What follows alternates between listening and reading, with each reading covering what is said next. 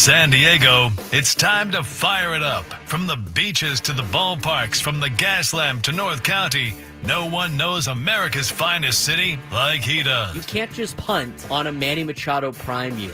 He's a fourth-generation San Diegan, born and raised in the heart of this community. Passionate, opinionated, and always bringing you the real talk on your teams, your city, and everything in between. Braden totally knows his stuff. He's ready for the next step. That guy is good. Live and local, it's the Braden Surprenant Show. But I think Braden's one of the up-and-coming young stars in the media game in San Diego. Now, here's your host, Braden Surprenant. What's up, San Diego? And happy Tuesday to everybody out there in America's finest city. Braden Surprenant, the Braden Surprenant Show. Back and running. We're done with the weird scheduling. I'm done with it. Probably for the rest of the year. Now I'm here every single day. Now, that being said, Thursday, everybody's off. So, this week is the last kind of weird week, aside from other holiday weeks. Like the week of the 4th of July is going to be a little bit all over the place too, just because of people taking days off and everything like that. I don't have any more days off for the rest of the year. There might be a couple times where I might be somewhere else and doing the show, but as of right now, we are locked in for the rest of the summer. He's Frank Marchese. I'm Braden Surprenant. It's good to be back with you guys after what was a relatively a 3-day weekend for me. Yesterday, I was signed up to, and I always help out in the Don's Alumni Golf Tournament. I help out my high school that I attended, but also that I coach at now. So we had a tournament yesterday at Fairbanks Ranch. Created a lot of content there. Some content I haven't shown Frank yet. But we're going to have that for you posted on social media, and it might be making some appearances in between commercial breaks, at least for you on YouTube. So stay tuned for some of that and some extra content. We have some things planned to have more content with us at Padre games and at Over the Line. I got teams signed up now for Over the Line, so I will be out there on July 12th. With everybody that's playing, so we'll have some content for that. And over the next week or so, we'll be at the fair, not doing our show, but I'll be out there doing some content as well that will have kind of jazz up for some of the commercial breaks on YouTube for you guys. So a lot planned on the Braden Surprenant Show in the next couple of weeks over the summer. We're going to mix in a lot of different stuff, but it was great to be a part of that yesterday. That's enough about me. Let's talk about kind of the weekend that was for the San Diego Padres, especially with last night's loss to the Los Angeles Dodgers. I'm not going to spend too much time on the weekend series against Arizona. I think all of our shows did a good job talking about that yesterday.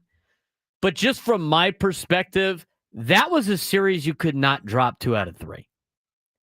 That was a series that you could not drop 2 out of 3. You needed to be better than that. That game on Saturday was probably the worst loss of the season. It's unacceptable. Losing games like that are always going to feel unacceptable. That being said, you're going to get some of those. Like some of you in the YouTube chat that have DM'd me on Instagram during games, and I try to respond to them as many as possible. I got a lot on Saturday after the loss, in which the Padres blew I think it was a 4-run lead at the time, going into the 9th inning. It's 4-run lead going into the 9th inning. And they put the closer in a non-closing role, and it blew up in their face. And I got a lot of DMs about that. And one of those, and here's the thing, and I have to remind people, as frustrating as the loss was on Saturday, and how unacceptable it was, and how you want to just emotionally fire everybody, we had about 5 of those losses last season. Those are losses that are going to happen over the course of a 162-game season. That doesn't mean you're okay with it, but you got to get the 24-hour rule out of your system. Those are some of those losses that are mixed in. Now, last night, as we waved to Ben, I don't know what he forgot, but he picked it up. Last night, and last night's game, was not necessarily one of those losses. Last night showed kind of and it was just like the Dodgers series here at Petco Park.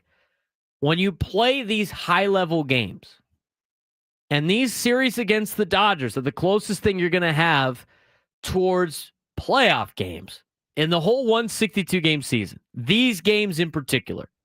You could say what you want about, playing in Milwaukee. You could say what you like because the Padres fans or the Padres players are like, oh, that was kind of a playoff atmosphere. Say what you want about playing the Giants. You can say what you want about playing any other team in the National League that's very good, or even some teams in the American League that fill out their stadium. They might give you a tease, but the only thing close to playoff games are against the Los Angeles Dodgers. It's going to be like that. And what happens when you play games like that we saw last Wednesday against LA when the Padres tried to go for it, when you thought about last week in general on the Monday and Tuesday, and even last night, what do those games teach you and those series teach you? It shows you where the holes are on your team, and they are glaring, and a lot of them we know about. You know that left field is a hole in the order usually. Now, they had Gavin Sheets out there. Gavin Sheets is on a hitting streak, and during his hitting streak, he's hit 400. He's actually done very, very well. He's not a left fielder. I mean, they had the collision a little bit with Tyler Wade. It was a little bit of miscommunication. Good thing they made the catch, whatever. But he's playing left field because Wade's got to be in center because Merrill's out. I mean, these particular series show the weaknesses of your team. One of them is, of course, left field. We've talked about that forever. That's been the problem all season long. That's been the problem since Jurickson Profar signed with the Atlanta Braves, even though right now he wouldn't be helping you anyway. That's one of the problems. The other one is catcher. Now, I haven't been in on the catcher conversation so much just because you have to listen to what the Padres are telling you on certain things. Now, this is what they have told you about the catching position and what they have told you about the catching position since the beginning of the season. Does anybody remember that article by Kevin Acee about the catching situation in San Diego? I continue to quote the direct quote from that article about the Padres and how they view the catching position and what they can stomach coming out of Martin Maldonado from an average standpoint. And here's the deal. They value the catching position as a defensive-only position. They have said that. They have repeated that. They're in charge of managing the pitching staff. Okay, that's fair enough. A lot of Major League Baseball teams view the catching position the exact same way. Okay, fair enough. Makes sense. We can stomach Martin Maldonado batting 200. Okay, makes sense. But the other thing they're telling you and what you've seen now, if you pay attention and you read Kevin Acee's newsletter, the Padres are making phone calls around about catching. So obviously, even though they view it as a defensive-only position, even though they said that Martin Maldonado, if he hits 200, we're okay and we can stomach it, the fact of the matter is their actions speak louder than the words. They are shopping around to potentially find a catcher. And again, catching is not a catcher position is not a position in which you're going to get a guy that rakes. Those are unicorns. But you got to be able to find somebody that can hit more than 200. I don't even think you're asking for too much. A couple of the stats that were put in there by Kevin Acee in the newsletter from yesterday's game for today's newsletter. Elias Diaz strikes out every 3 at-bats. Every 3 at-bats, he's punching out. Correction. Elias Diaz does it every 4 at-bats. Martin Maldonado strikes out every 3 at-bats. I understand that the catching position is defensive first and defensive only, but you need to get something out of that. And here's the other thing. If you want to value one of your 9 bats in the order as a defensive-only position, that's fair. I think everybody in baseball has at least one guy in the order that is almost an automatic out. It's hard to find a lineup that's top to bottom the best. even look at the Los Angeles Dodgers. And I ain't making comparisons. People tired of hearing that. But look at the Dodgers. They employ Michael Conforto. He has had an awful year. He's getting paid a lot of money. There's at least one guy in everybody's order that's almost an automatic out in this day and age in Major League Baseball. That position for the Padres is catcher. But the problem with that is you also have a situation in left field. You're not getting the production you would like out of the shortstop position. There's other spots sprinkled around that are not pulling their weight. Therefore, you have a lot of different holes mixed in. So we talked about left field, and we talked about the catching position. Now you look at the middle infield. And right now, Jake Cronenworth and Xander Bogaerts are basically the exact same player in terms of their stats. Bogaerts might have a little bit more in one thing. Cronenworth definitely has a little bit more in home runs, but it's relatively the same player. You're just paying Xander double what you're paying Jake. Now, Xander is starting to hit the ball a little bit better, which is great to see. It's probably not up to the standard that a lot of fans want, but he hit the double yesterday. His exit velo is very high. It's getting better. So hopefully that helps out. But that's still, if Xander's hitting, Jake's not, and if Jake's hitting, Xander's not, and you're not getting consistent at-bats.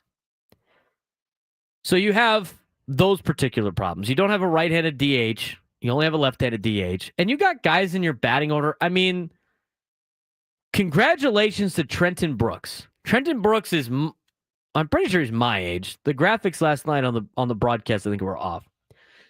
Trenton Brooks, a San Diego kid from Granite Hills High School, got to play for the Padres yesterday.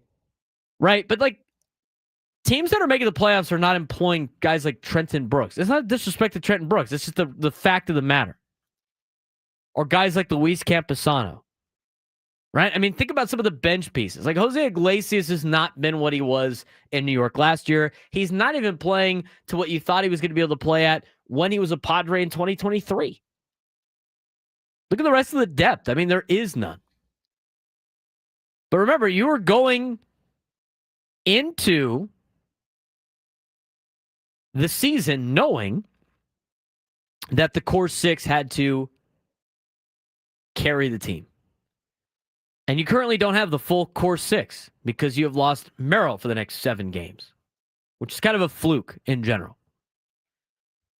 So you got to be able to make some improvements to this roster. Now, that being said, and we're going to talk more about this throughout the day. And if you want to join in on the conversation, 833-288-0973, 833-288-0973.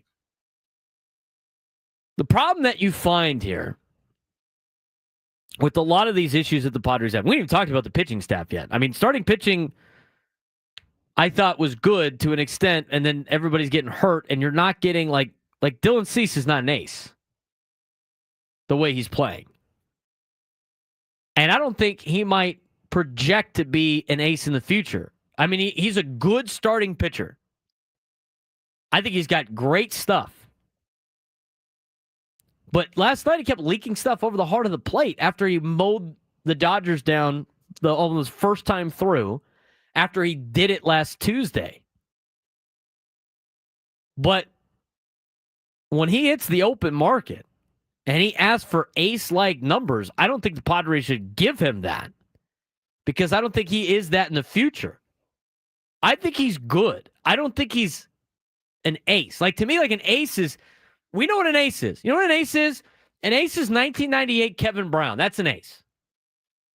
He starts, you're winning, they're not touching him.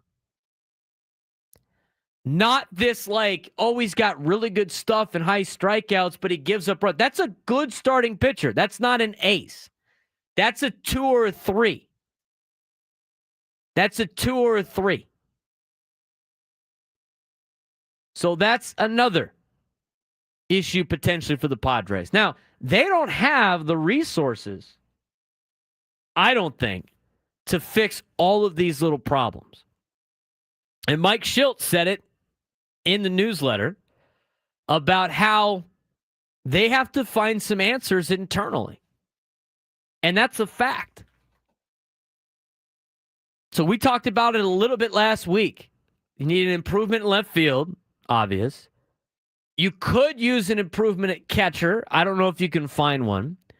You could always use more pitching. Bullpen did a decent job last night. And maybe you can win with bullpen.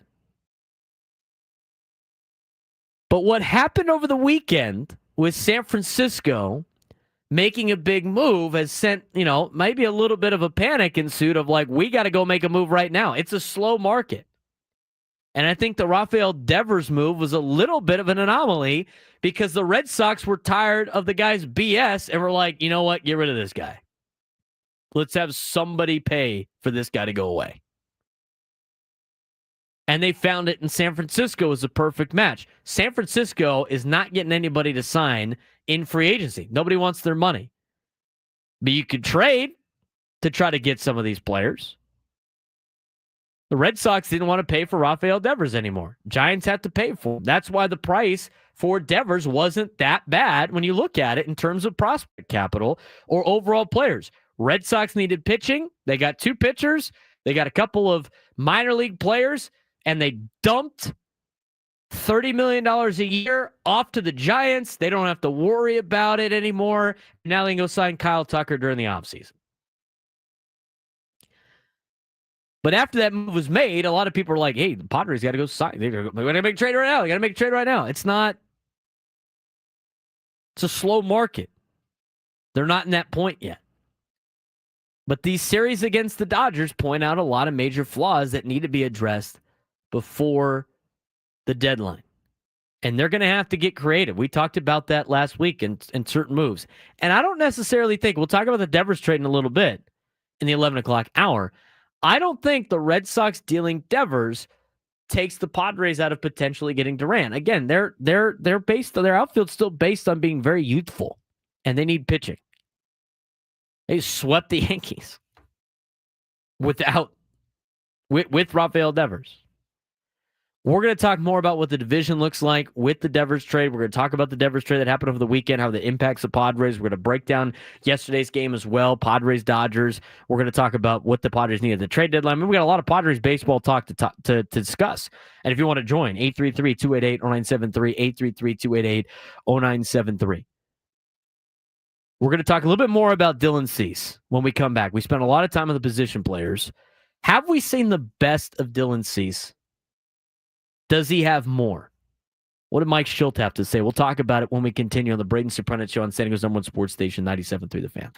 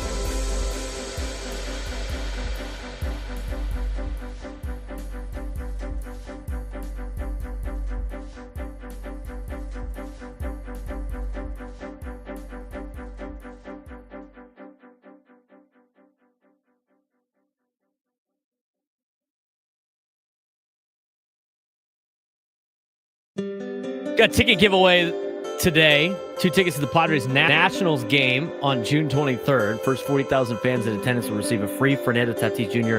bat flip bobblehead. Get tickets at Padres.com/tickets. We'll be giving those away in the 1 o'clock hour. I see somebody has walked off with that bobblehead, Frank. It's here yesterday. Oh, man. I wonder what host took the bobblehead. Maybe that's what Ben was coming back for. Yeah, maybe it was. Maybe it was. Just didn't notice. This might be funny if it was more in the moment than anything else. Yesterday, at the end of the tournament, my buddies came back to my house and we watched the Padre game against the Dodgers. And at one point, my friend said, "Man, I got like James Wood and CJ Abrams attacking my calves right now." I was like, "What?" He's like, "I got gnats all over my legs." God. Started listing all of former Nationals players. Hey, Ryan Zimmerman. Speaking of the Nats. Nats are in town next week. Coming up in the next segment, we're going to be joined by Bob Kendrick, who is the Negro League Museum president. He's going to give us a preview of the big event happening on Thursday, on June 10th and June 19th, the East-West Classic that is going to happen at Rickwood Park. It's a pretty cool event. If you haven't heard about it before, we're going to get a full preview of that coming up at 10:35 with Bob Kendrick. I do want to talk a little bit about Dylan Cease, but I do want to get to your phone calls before we get to the next segment. 833-288-0973, 833-288-0973. Scott's East County in Santee. Jerry, you're batting leadoff. What's going on, Jerry? Hey, not too much, Brandon. How you doing? I hope good. I got a couple of things, and hopefully bear with me. Number one, I'm a big Mike Schilt fan, but I got to say in the last about week, I've been concerned about how quickly he's going to the bullpen and some of his bullpen choices. But no doubt he's still the best manager we've had since Bruce Bochy left. My observation, though, is with the Devers trade, to hear that the Padres were in talks with them makes it very interesting to me and kind of gives me some solace that the Padres must have a little bit of money that they're willing to spend. Obviously, we won't know the details of that and never probably will. But I'm encouraged as a Padre fan that the fact that it seems like they're willing to spend some money to shore up some of these positions. And last, I think it's going to be a big trade. I don't think Preller's going small. I think he's going big. That's all I got, bud. Well, I appreciate the call, Jerry. I kind of thought about that, too, when I saw the news on that the Padres had called in on Devers for a couple of reasons, right? Like, where's he going to play? I mean, he'd probably be a DH for the Padres only because he's not better than anybody else defensively in the infield for the Padres. He's not going to play third with Manny there. He's not going to play second. He's not going to play first. I guess he could theoretically play first, but maybe platoon, but that wouldn't make any sense. And maybe DH. But the thing, and Frank and I were sending texts back and forth on this, and I was like, the thing that gets me on that particular rumor was the money. Because, like, Boston wasn't going to get rid of him and eat the contract, right? So, like, most of that contract was going to have to be paid by the Padres. Unless they were going to give up big-time pieces, which you knew they weren't going to do. Obviously, that trade didn't work out. And maybe it was just A.J. Preller doing his due diligence. But at the same time, like, them asking about it is very interesting when it comes to the money thing. Because the entire time we've been talking about it's like, well, they don't have the money to spend and they don't have the capital and they got to stay under this threshold and everything like that. The fact they're even thinking about adding another one of those contracts to your payroll isn't, first of all, insane unless they have the ability to do it because of, I think it's a good money sense of where the Padres may be at right now. 833-288-0973, 833-288-0973. Kevin in Chula Vista, got a couple minutes here. You're on the Braden Surprenant Show. What's going on? Kevin, are you there? He fell asleep. We'll talk to him in a little bit. I do want to talk about Dylan Cease when we come back in the next hour a little bit, but we do need to get to our guests, and we want to break on time. Coming up next on the Braden Surprenant Show, a very special guest, Bob Kendrick, who is the Negro League Museum president, will join us on the show to talk about the second annual East-West Classic and talk about a little bit about the Negro League Museum and everything that they've put together. This is an event that Tony Gwynn Jr. participated in last year, had a pump in the game. He's not participating this year, but we will talk about all of that with Bob Kendrick when we come back on the Braden Surprenant Show on San Diego's #1 sports station, 97.3 The Fan.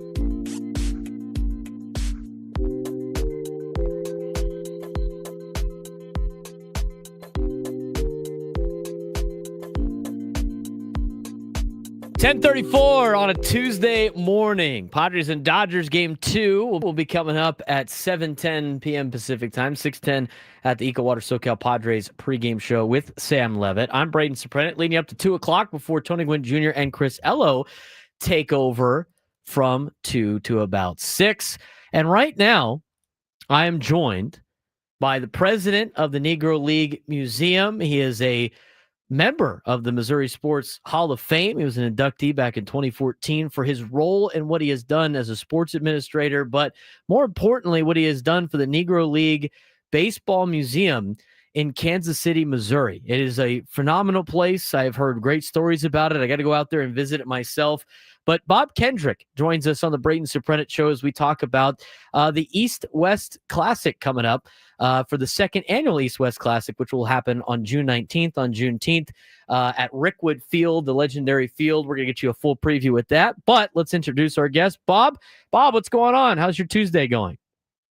Well, Tuesday's going pretty good, and thanks so much for having me on the show. I appreciate you coming on. I mean, there's a lot of great things to talk about when it comes to the history of the Negro Leagues and celebrating the history of the Negro Leagues. And you have been part of this museum in Kansas City for a long time now. I know there's a lot of people that would like to go check it out, but how did this museum come about? How did the Negro League Museum, be established? And what are some of the cool things about what this museum is in Kansas City? Yeah, no, you're absolutely right. I've been involved with this museum. It's hard for me to believe for 32 years. I started as a volunteer in 1993. Who knew? And of course, now I have the tremendous honor of trying to lead what I think is one of the most important cultural institutions in the world, that being the Negro Leagues Baseball Museum, because it brings a story that had unfortunately escaped the pages of American history books.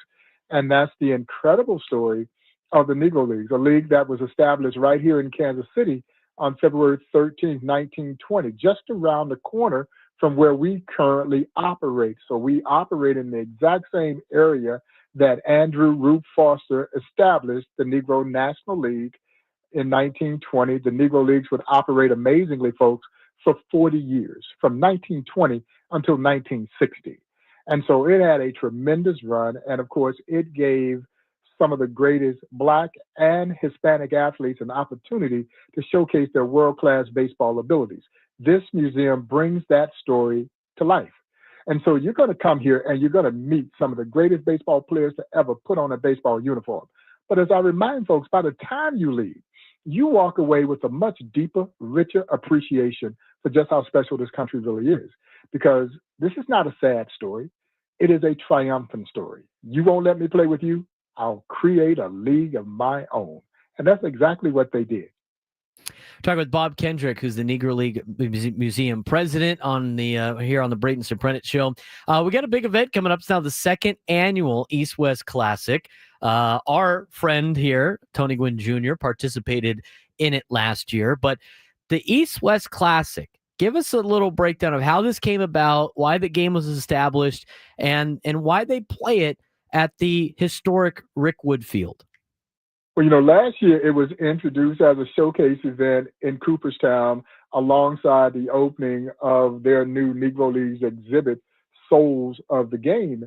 And I was very fortunate to be there for the opening of the exhibition and to see this showcase event that was really kind of orchestrated by my dear friend, the great C.C. Sabathia and Ryan Howard. And of course, both of them are intimately involved in this game that will be played at Rickwood Field this year. And of course, Rickwood is the oldest active professional ballpark in the country. And last year it was host to that epic national, international salute to the Negro Leagues that was put together to really pay tribute to Willie Mays. And you may recall that Mr. Mays passed away 2 days before we actually had that game. And for those who don't know, a 17-year-old Willie Mays would begin his career at Rickwood Field, patrolling center field for the Birmingham Black Barons in the Negro Leagues. And so I was thrilled to see that they are going to host another East-West All-Star game. This comes from the vaunted All-Star game that was created in the Negro Leagues in 1933, the same year as Major League Baseball's All-Star game. And as I remind my guests, yes, it did outdraw Major League Baseball's All-Star game. Fellas, they put over 50,000 fans in Chicago's Comiskey Park. And so to see CeCe and Ryan pull together some of their contemporaries to put on those uniforms and to recreate what was one of the greatest sporting events in American sports history, but nobody knew anything about it. It has been magical. Last year was so special that they wanted to do it again, and I hope they'll continue to do this for years to come because it's a tremendous way to pay tribute to, again, one of the greatest sporting events that virtually no one knew anything about, the old East-West All-Star Game. Well, this one coming up on Juneteenth at Rickwood Field has a lot of great players from Major League Baseball of years past that are playing in this particular game. You mentioned, CeCe and Ryan Howard, some of the guys. But how are the teams that are they the ones that send the invites out? How do they determine who gets to play and how do they pick up their teams? Yeah, no, that's exactly what they do. They send an invite out, and anybody who wants to play, who's able to play, can play. And out in you all's neck of the woods, my dear friend Jerry Harrison Jr. will be there. Scott Harrison, of course, their grandfather, the late great Sam Harrison, played in the Negro Leagues. They're from 5 generations of professional Harrison ball players, and Sam played there at Rickwood Field at one point in time, and what a legacy moment that will be for them. But yeah, they go out, they send the word around, and I think they had so much fun last year, and no one got seriously hurt. That's the best part about it, because, when you've been away from the game, but then when you get back in it, the adrenaline starts to flow, and you start to think that you could do things that you used to do when you were doing them, and so no one got hurt, but they had such a tremendous time that they wanted to do it again. And like I said, I hope that they will continue to bring this event to the forefront as a tribute to the history of the Negro Leagues. Well, the rosters you can go find on MLB.com. They have the events page on there, MLB.com/events/Rickwood. It does have the rosters on there. And for maybe a lot of people here in San Diego that want to be able to watch it, is there any way you can watch from a distance? Yeah, I think the game is going to be televised on the MLB Network. And so you should be able to see the game as it is happening, certainly a delayed version of the game. And, I'm a little disappointed because I'm not going to be able to be at Rickwood because I had an unfortunate knee surgery, which I'm going to actually have to have another surgery. And so I'm not going to be able to be there in attendance. And that's so tremendously disappointing for me, but I will be there in spirit. It would be great to be there with all of my dear friends because they're doing something special and meaningful. And anytime that we can give Negro Leagues history a mainstream voice, it is welcomed by this museum. It just continues to raise the profile and the interest in this subject matter. And I've always believed that there was never a time that people didn't want to know about the Negro Leagues. They just had no way to know about the Negro Leagues until this museum really stepped to the forefront, and now it's starting to gain notoriety. Talking with Bob Kendrick, the Negro League Museum president, joining us on the Braden Surprenant Show.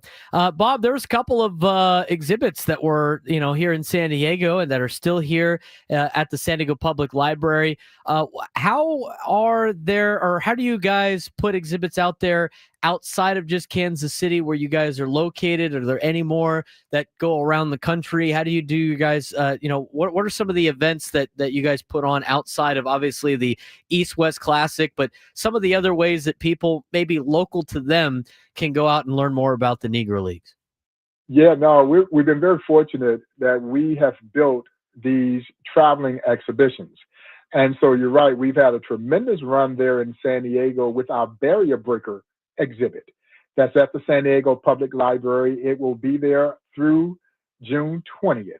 So for those who are listening, you still have an opportunity to get down to the library and check it out. It is an extraordinary exhibition that celebrates all of Major League Baseball's integration pioneers, those players who broke their respective color barriers with each of their major league teams.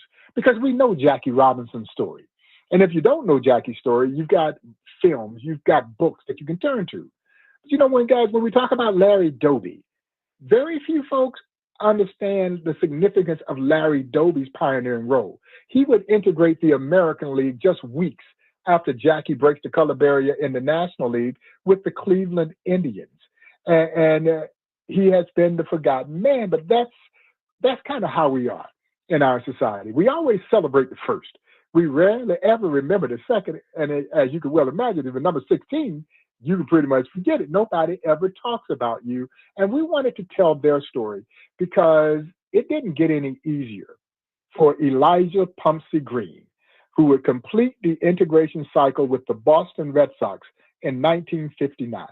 12 years after Jackie breaks the color barrier, Boston would be the last team to sign a black ball player, again, in Pumpsy Green.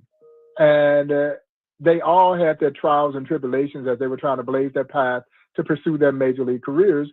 And their stories deserve to be more than just a footnote in baseball and American history. And so we decided to create this traveling exhibition. It has been touring around the country. It is one of 7 national traveling exhibitions that we've created. And we still have designs to build at least 2 to 3 more over the next 5 years, because as much as I want everyone to come to Kansas City, I know that's not possible.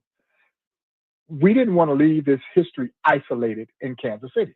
So we found unique ways to tell the story and get them out to the public. And maybe that will whet your appetite to the point that you will want to come to Kansas City. And I just think it's also part of what, as a teaching institution, is what we need to do and have to do. Last thing for you, Bob, for everybody that does want to go to Kansas City and check out this museum, what is the best way to do that, to plan the trip? Where's the best website to go check out?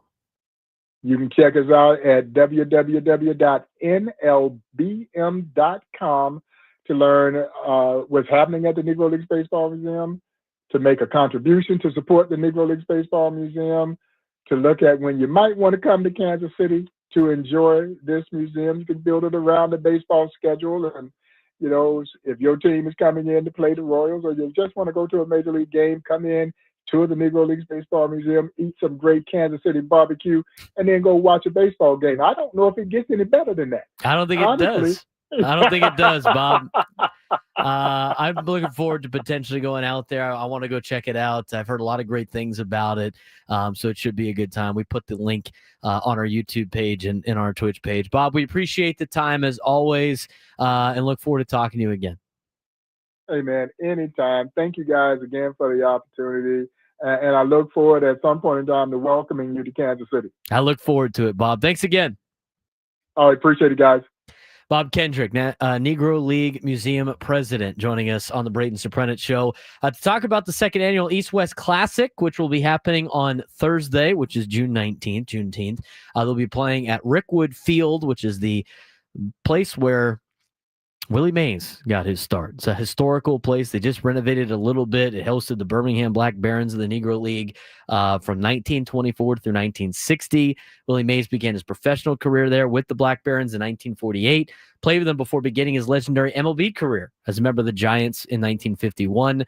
Rickwood Field was the site of the final Negro League World Series game in October of 1948, which saw Mays' Black Barons falling to the Homestead Grays in 5 games.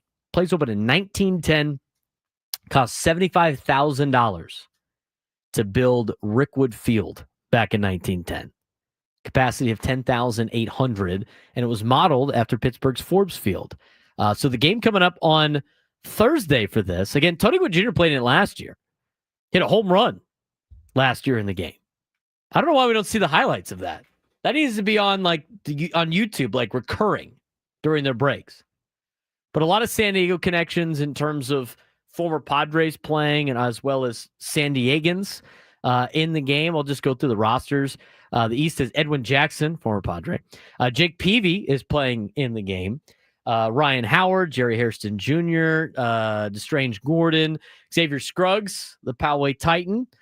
Josh Barfield, Chris Young, Justin Upton, Michael Bourne, Curtis Granderson, Andrew Jones, Dexter Fowler, Gary Sheffield, CC Sabathia, Dylan Betances, LaTroy Hawkins, Scott Kazmir's playing, Jason Kendall, San Diego product Adam Jones, Prince Fielder, BJ Upton, Jamile Weeks, Denard Spann, Nick Swisher, Mike Cameron, Scott Hairston, Matt Kemp So there's a lot of former big leaguers that are all going to be participating in the game. Should be fun to watch them all out there and playing an all-star game. And a big thanks to Frank Marchese for getting the job done on the guest. That was absolutely perfect. I've loved watching him and learning about the Negro Leagues through MLB the Show, because I believe it was last year or 2 years ago they started to implement those storylines, and he's the narrator telling the story before you go into the scenarios.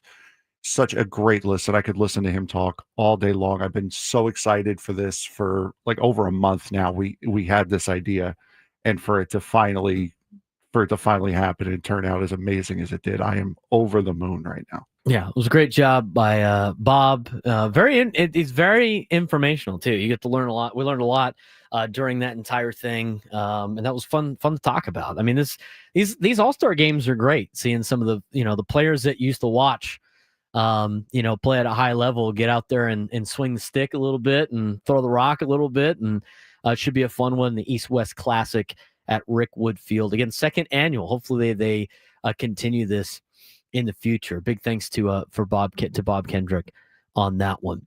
We want to dive more into Padres baseball, and in the next hour, we got a lot of the kind of aftermath of the Rafael Devers trade to the Giants and what that means. I saw a lot of Padres fans going like, Padres got to go make a move now. We're going to go make a move right now. I think it's a slow market.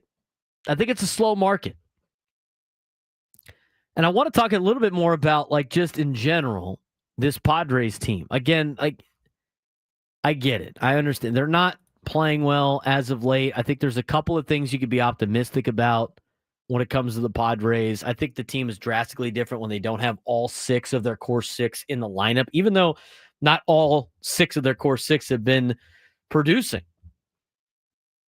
But they're going through a rough time right now when it comes to their offense, and I think they've kind of turned some of that around over the weekend against Arizona. Yesterday, not so much. Got 3 runs out of yesterday. They had a blow-up inning by Dylan Cease in yesterday's game. But I saw somebody in the YouTube chat earlier talking about how it's like 2023 all over again. Not really. The Padres, as of right now, are 39-32, 7 games above 500, which is back to their original 7-0 start that they had to the season. That's why getting off to a 7-0 start was so great. So when you look at it, and I said at the beginning of the year, after they went 7-0 to start the year, they play 500 ball the rest of the way. I think it's like 84, 85. I think it's around 84 to 86 wins. I'd have to do the math again. Is that enough to make the playoffs? Not really sure. But they've continued to play at a 500 pace since their first 7 games. This is exactly what they've done. They've played 500 since the first week of the season. They've played 500 ball. If you factor out the first 7 games, they've played 500 ball. And last season at this time, to the first 71 games, they were 36-35. I mean, last season, the San Diego Padres, who played 500 ball through their first 100 games, people thought last year, I was one of them. I never really think this. Last year, near the end of the season, people thought the Padres could win the World Series. That's not even that's not major ads at the deadline. Not major ads at the deadline. They played 500 ball through the first 100 games. I remember hearing people talk about how they should have sold last year because they didn't play well enough to buy at the deadline. They played 500 ball first 100 games last year. And they ripped off in the second half and did great. The year before that, in 2023, where the thing was an epic collapse, they played 1 game under 500, 35-36. And in 2022, when they ended up beating the Dodgers in the postseason, they're off to a lot better start than the Padres are right now, but they're 5 games off that pace. They were 44-27 through their first 71 games. Padres are 39-32 right now. The Dodgers haven't fully taken over that division. You're still well within range and in striking distance, although a bad week this week in LA could probably put you behind the 8 ball a little bit. But we notice all of the problems that the Padres have. And what I'm saying on top of that is, like, you need to relax a little bit. Like, the last couple of games have not been that great. I will say that. I mean, in Arizona, losing 2 out of 3 in Arizona is not great. But to me, the way you view things is the attitude that you might potentially have. I get dinged for being negative all the time. You guys don't hear it on the air. I try to be over positive on the air to outweigh the negativity that I have. But even negative me understands that you have to be looking at this in a little bit more of a positive light instead of hoping the doom comes. It's almost like some people are looking for it. Rafael Devers was traded to the Giants. There's a lot of things that break down that affect the Padres. We'll talk about it when we come back.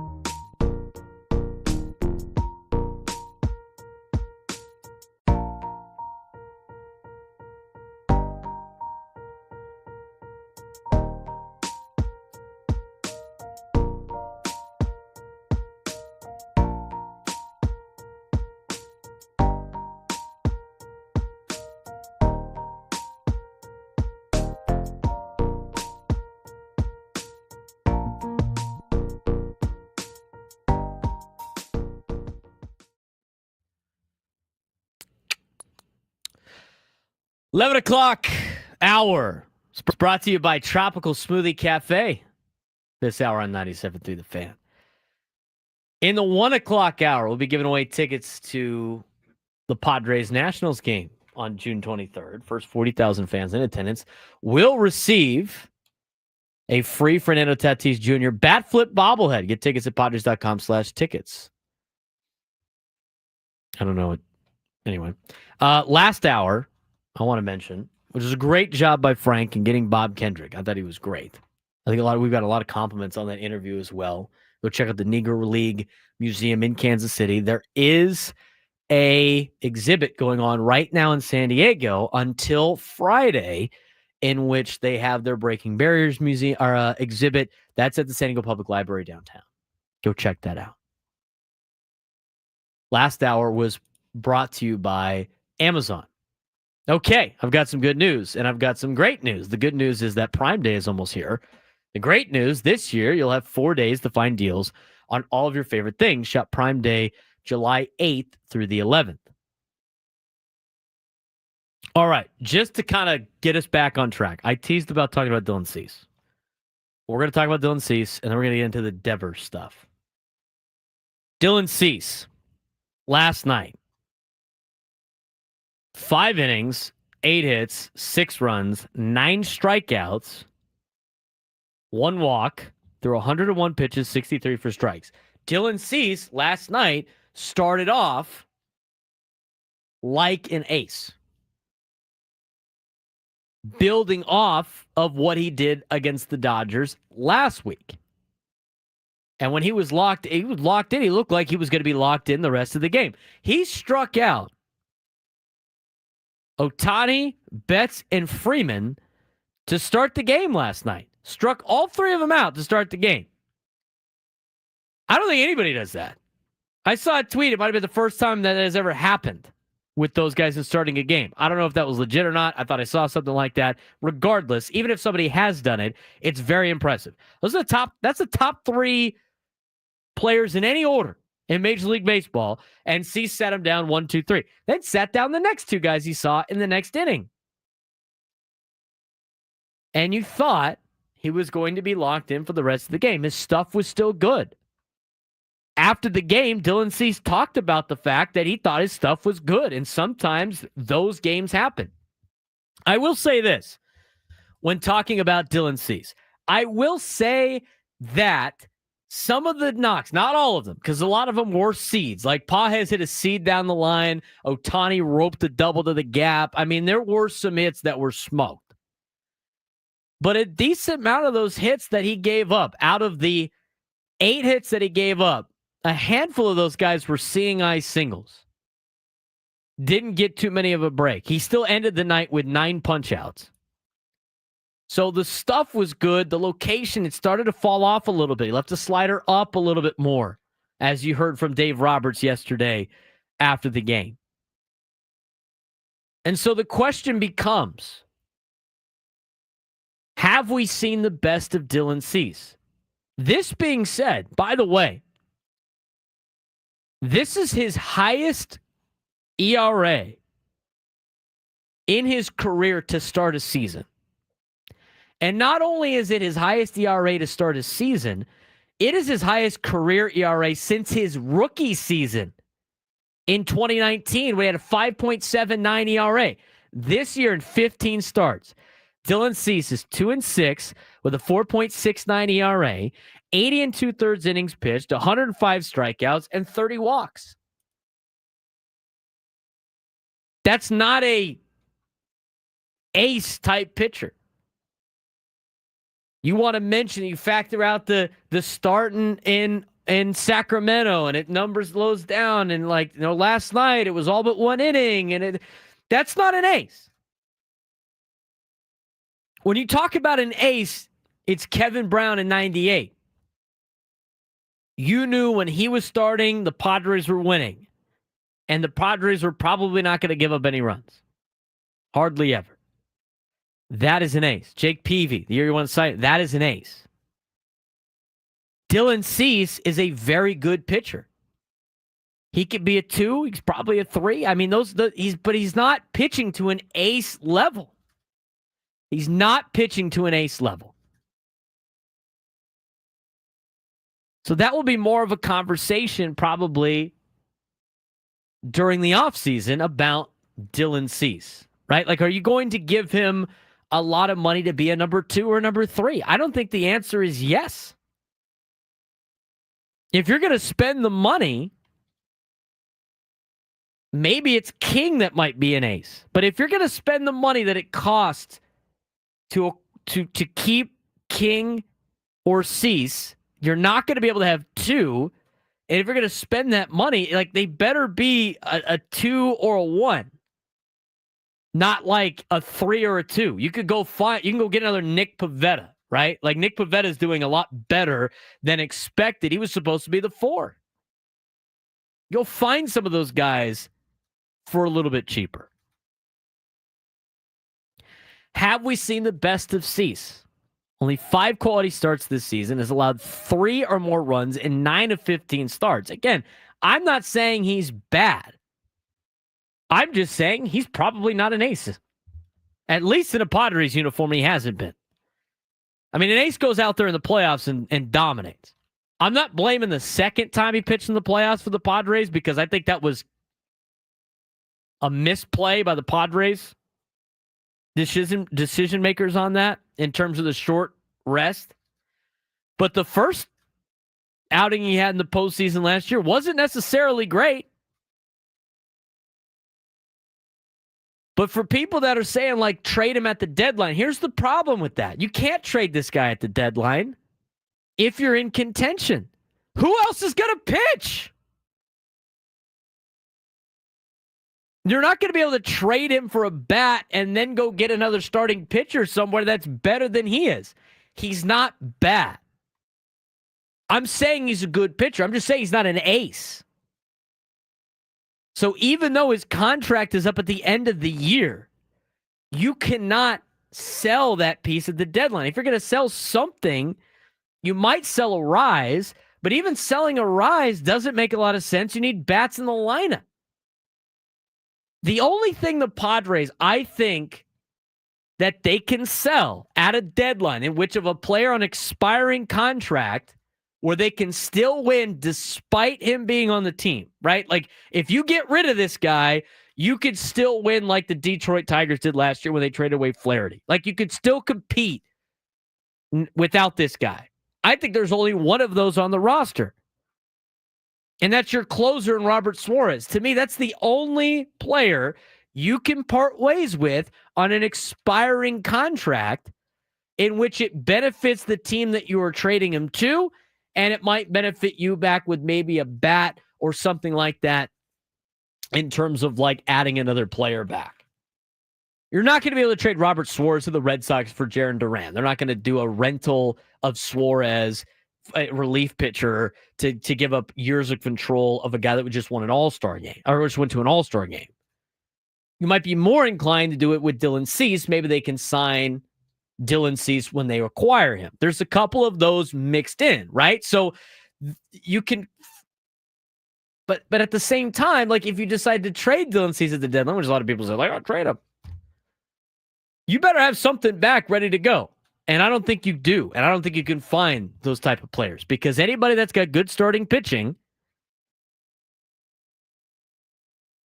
or anybody that's in need of starting pitching is not going to want to give up too much for the starting pitcher. They're still trying to win in the postseason. So King being hurt's not great. Darvish continued to be up, like, he's going to start at the end of the month. He's going to start at the end of the month. He's going to start at the end of the month. We heard that like 3 different times. Not great. You know, don't expect anything out of Joe Musgrove this year, even though, like, he's trying to fight his way to be like an opener in October, like give you an outing like Ohtani just gave the Dodgers. That's about as basically all he could do, and he'd be just doing it for this love of the city. Wouldn't expect any of that. You can't afford to give up anything else right now. And I still think, like, Dylan Cease, again, he's a good pitcher. He's just not an ace right now. He didn't feel that bad after the outing last night. A couple of things didn't go his way. Mike Schilt answered what he thought out of Dylan Cease's outing. Here's what Mike Schilt had to say. They put a lot of good at-bats together, quite frankly. I talked to Ruben about it. He's like, man, he made some good pitches, and even the eye test proved it. They found some gaps, found some space in the outfield, but, I thought he threw the ball well overall, and, they just put together good at-bats. He had off to a great start. First 8 batters, he struck out 6. So right. Things changed. Did he convey to you what might have gone wrong? No, I don't. Listen, he was really good, really sharp. Like you said, punch outs early, crisp, ball coming out, 99, a lot of life, where it was going.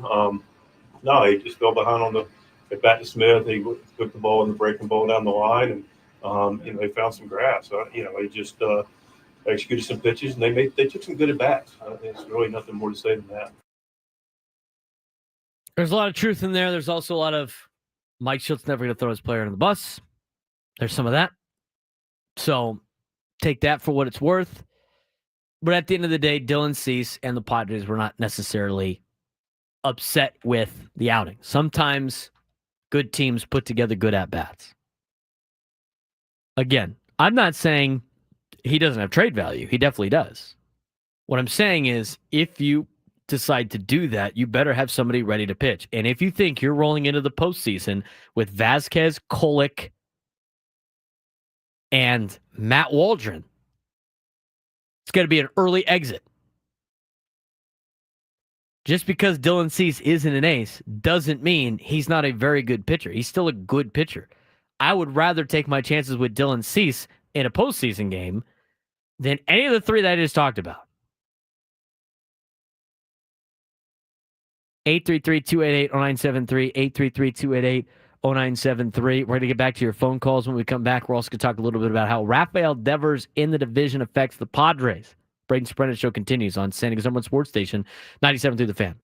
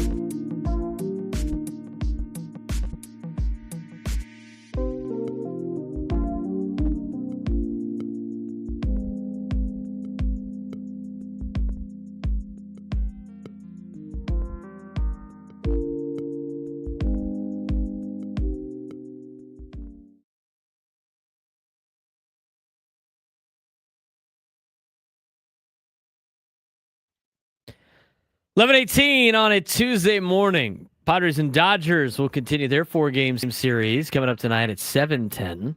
7:10 starts in Los Angeles. Those seem really late now after watching all the 6:40 games. No kidding. I mean the 6:40 games, like, I like. I prefer the 6:10. 6:10 COVID starts were money. I understand why you can't have a game at 6:10 if you want people that work to go to games and all. 4:10 starts are pretty solid, I will say. Watching all the East Coast games. Oh, the East Coast games. I don't like the 4:10 starts. I'm doing stuff at 4 o'clock. 5:40s are the best times. Can't have 5:40 every night though. 6:10. I don't mind the 6:10, but the 7:10 starts in Los Angeles. Just last night just seemed like it was like, why am I up so late? Oh, the game started at 7:10. 7:10 start, 6:10 pregame with Sam Levitt, Equal Water SoCal Padres pregame show. Gwen and Chris will be on after me at 2 o'clock with Matt Scraby as we continue your Padres-Dodgers coverage this week. I love Padres-Dodgers weeks, by the way, because of the overreacting from a lot of people.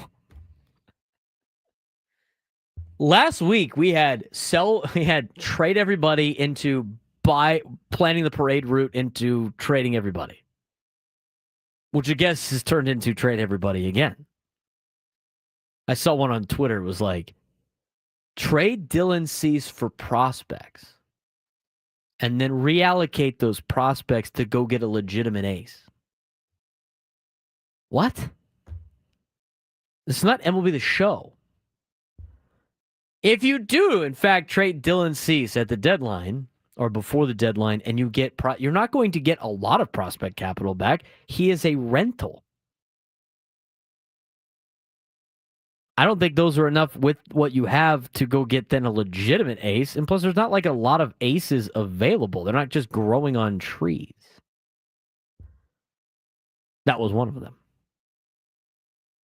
The other one is like, I had a friend text me and he goes, my friend's group chat says we got to trade now at the we got to sell at the deadline.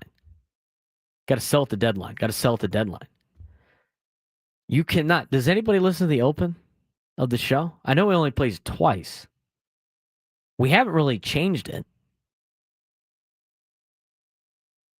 But I continue to say, again, you cannot punt on Manny Machado prime years thinking it's going to be better in the future. Like, you just can't do that. In order for the team, I think, to sell at the deadline, they got to be double digits out of a wild card spot when it comes to the deadline. Is that a fair punt year, Frank? Double digits out of the wild card and games back at the deadline is the only time you should sell when these are the prime years of your big contract guys. I would say so, yeah. I mean, the last couple of years, you were 500. You were either a game over or a game under at this time last year, and they were buy years. And they were buying anyway. This year, they're 7 games above 500 right now. We're only at game 71. They got 29 more games before they're at game 100. And last year, they lost game 100 to go to 50 and 50. There's 7 games above 500, and people are ready to pull the plug on this thing. It's just incredible to me. And tonight, when the Padres win, because I'm going to think positively here, tonight, when the Padres beat the Dodgers, it's going to flip everything again. It's going to flip everything. 833-288-0973, 833-288-0973. Jason and Encinitas, you're on the Braden Surprenant Show. What's going on, Jason? Hey, Braden. This conversation about the Padres, sort of what you just alluded to, sort of, being in a similar spot as last year, and the prospect of them making a similar run. I look at some numbers and have a little bit of doubt based upon, a couple stats that I just wanted to share real quick. I looked just simply at average and power home runs. I could have looked at OPS and OPS plus, and et cetera, et cetera. But in left field, Profar had 24 home runs and batted .280 last year. And obviously the myriad of people they've shuffled out there haven't come close to that production. Fernando, since we're almost basically halfway through the year, you can basically double their results this year, project out to a full year. So Fernando's actually, on track to have similar numbers. In fact, more power compared to last year. Behind the dish, Higashioka hit 17 home runs, about a 220. Maldi and Diaz are about, 200, a little lighter, but they've hit 7 home runs. So if you double that, that's like 14. So it's really shouldn't be that much different when you annualize that compared to Higashioka's power. The other big one, though, in addition to Profar, though, was really Jackson Merrill. I mean, he had 24 home runs and batted 292, and he's got five home runs this year. He's been on the DL a couple times. But really, if you look at the lineup this year compared to last and look at, use those as proxies, really it puts a shining light on Jackson and the production in left field, and that they really do need to, obviously find a bat there. Your thoughts? Yeah, that is the case. I mean, Jackson's missed a lot of time so far in 2025. And I thought last year he more than made up for what were the potential holes last year when you look at the roster construction. You look at the roster construction last year, they were taking a risk on starting Jackson Merrill in center field for a guy that played shortstop the majority of his career. He was pulled up at a very young age. And he was an all-star. I mean, he was over expectations. Now, despite missing the time that he has missed and not necessarily probably playing up to the level that a lot of people would expect Jackson Merrill to play, he's still hitting around 300. I mean, he's still hitting very well, just not up to what he was doing last year. I don't know if there's a little bit of a, obviously dealing with the injuries is a little bit different, but whether or not the league is adjusted to Jackson Merrill or not, but that's a big contributing factor. You can talk about catcher. I mean, Kyle Higashioka had a really good year. And then Jurickson Profar, the best, arguably the best year of his career. So you had all those things working out. You hit on Peralta and Solano, although Peralta was one game away from potentially getting DFA'd last year if it wasn't for the home run he hit in Texas. It ended up working out. A lot of those players started taking over midway to the end of the season. It wasn't at the beginning of the season. And so they're playing better than it was at the beginning of the season of last year than they were last year. And you think they're going to make a move or two at the deadline. I think they are. Wouldn't be surprised. I'm just saying, it's not doom and gloom out there. You're 7 games above 500. Now, if you're 7 games under 500, I can understand the legitimate gripe on some of these things. And not to say you shouldn't be angry with the way they played over the weekend. Or even last night. They haven't been playing very good baseball. They've been playing, since the first 7 games of the year, 500 ball. That's what they've played. They've played 500 balls since the first 7 games of the season. I say this every year. Most teams in baseball play around 500 ball and go on a couple of winning streaks. Those are the teams that are at the top of the echelon, of the top of the leaderboard. And then the teams that go on multiple losing streaks are at the bottom. It's very rare that you see a team play at a very high clip or a team that plays at a very low clip. Now, there's exceptions to the rule. And I don't want to generalize, but more times than not, teams in Major League Baseball play around 500 ball. And that's what they've been doing. And they got to go on a couple more hot streaks here. But they do need a bat. They need a bat. Whether it's left field or it's a DH, whatever it may be, they do need a bat. Unfortunately for the Padres, it's a little bit of a slow trade market. And don't let the Giants trading for Rafael Devers fool you into thinking those moves are out there. That's a very specific situation in which the Red Sox were tired of Rafael Devers. Devers sounded like he wanted a trade out of Boston. San Francisco was willing to spend the money because they hadn't spent the money in free agency because nobody will take their money. And so they make the move. People are upset. The Giants didn't give up enough to acquire Rafael Devers. Well, they're taking on the $30 million a year or whatever it is to have Devers on the team for the next 8 years. That eliminates some of the price because now the Red Sox can use all that money that they had reserve for Rafael Devers and give it to Kyle Tucker during the offseason or some other big-time free agent. That was a rare occurrence. Other than that, the trade market is going to be slow. There are still some teams that think they're in it. You have to be patient on some of these deals to get the best deal possible. And we have seen that out of AJ Preller. I've seen hate thrown towards AJ Preller. I've seen love thrown towards AJ Preller just today for the people commenting online. He has done a fair job, I would say. Has he done a great job? No, he's missed on a lot. Has he done a poor job? No, he's hit on a lot. But the Padres need a bat. You just have to be patient until they get to that point. And again, it's frustrating watching this team. You're banging your head against the wall, watching them do the same thing over and over and over again in terms of their overall output. The only thing that gives me that kind of slight sense of hope with this, and why you got to think it's a little bit more, you got to think positively and just be patient. Just stick with me here. Just be patient. Mike Shilt's second half of the season was incredible last year. His guys are bought in. The process is there. And AJ Preller's got to move up his sleeve. He always does. So from that perspective, yes, be frustrated, but at the same time, take a deep breath and realize help is probably coming on the way. You got to make it through this next stretch here, but you got to be able to start throwing up some wins. Like losing 2 out of 3 in Arizona, I agree. That puts more pressure on you to do better in Los Angeles against the Dodgers. You're off to an 0-1 start. If you're playing a 7-game series, you're down 3-1 right now. 833-288-0973, 833-288-0973.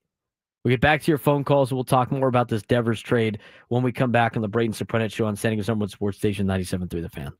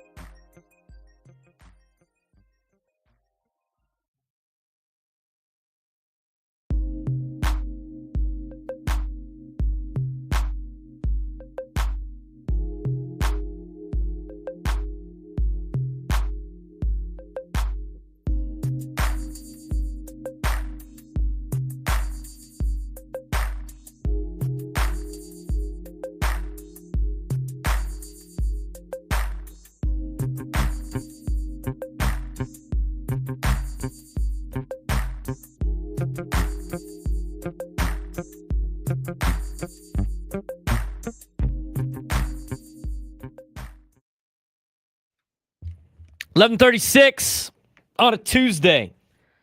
Tough loss to the Padres last night. Lost 6-3 to Los Angeles Dodgers. We'll be trying to get game 2 tonight, as it will be Randy Vasquez for the San Diego Padres going against, to be announced. Where have we heard this one before?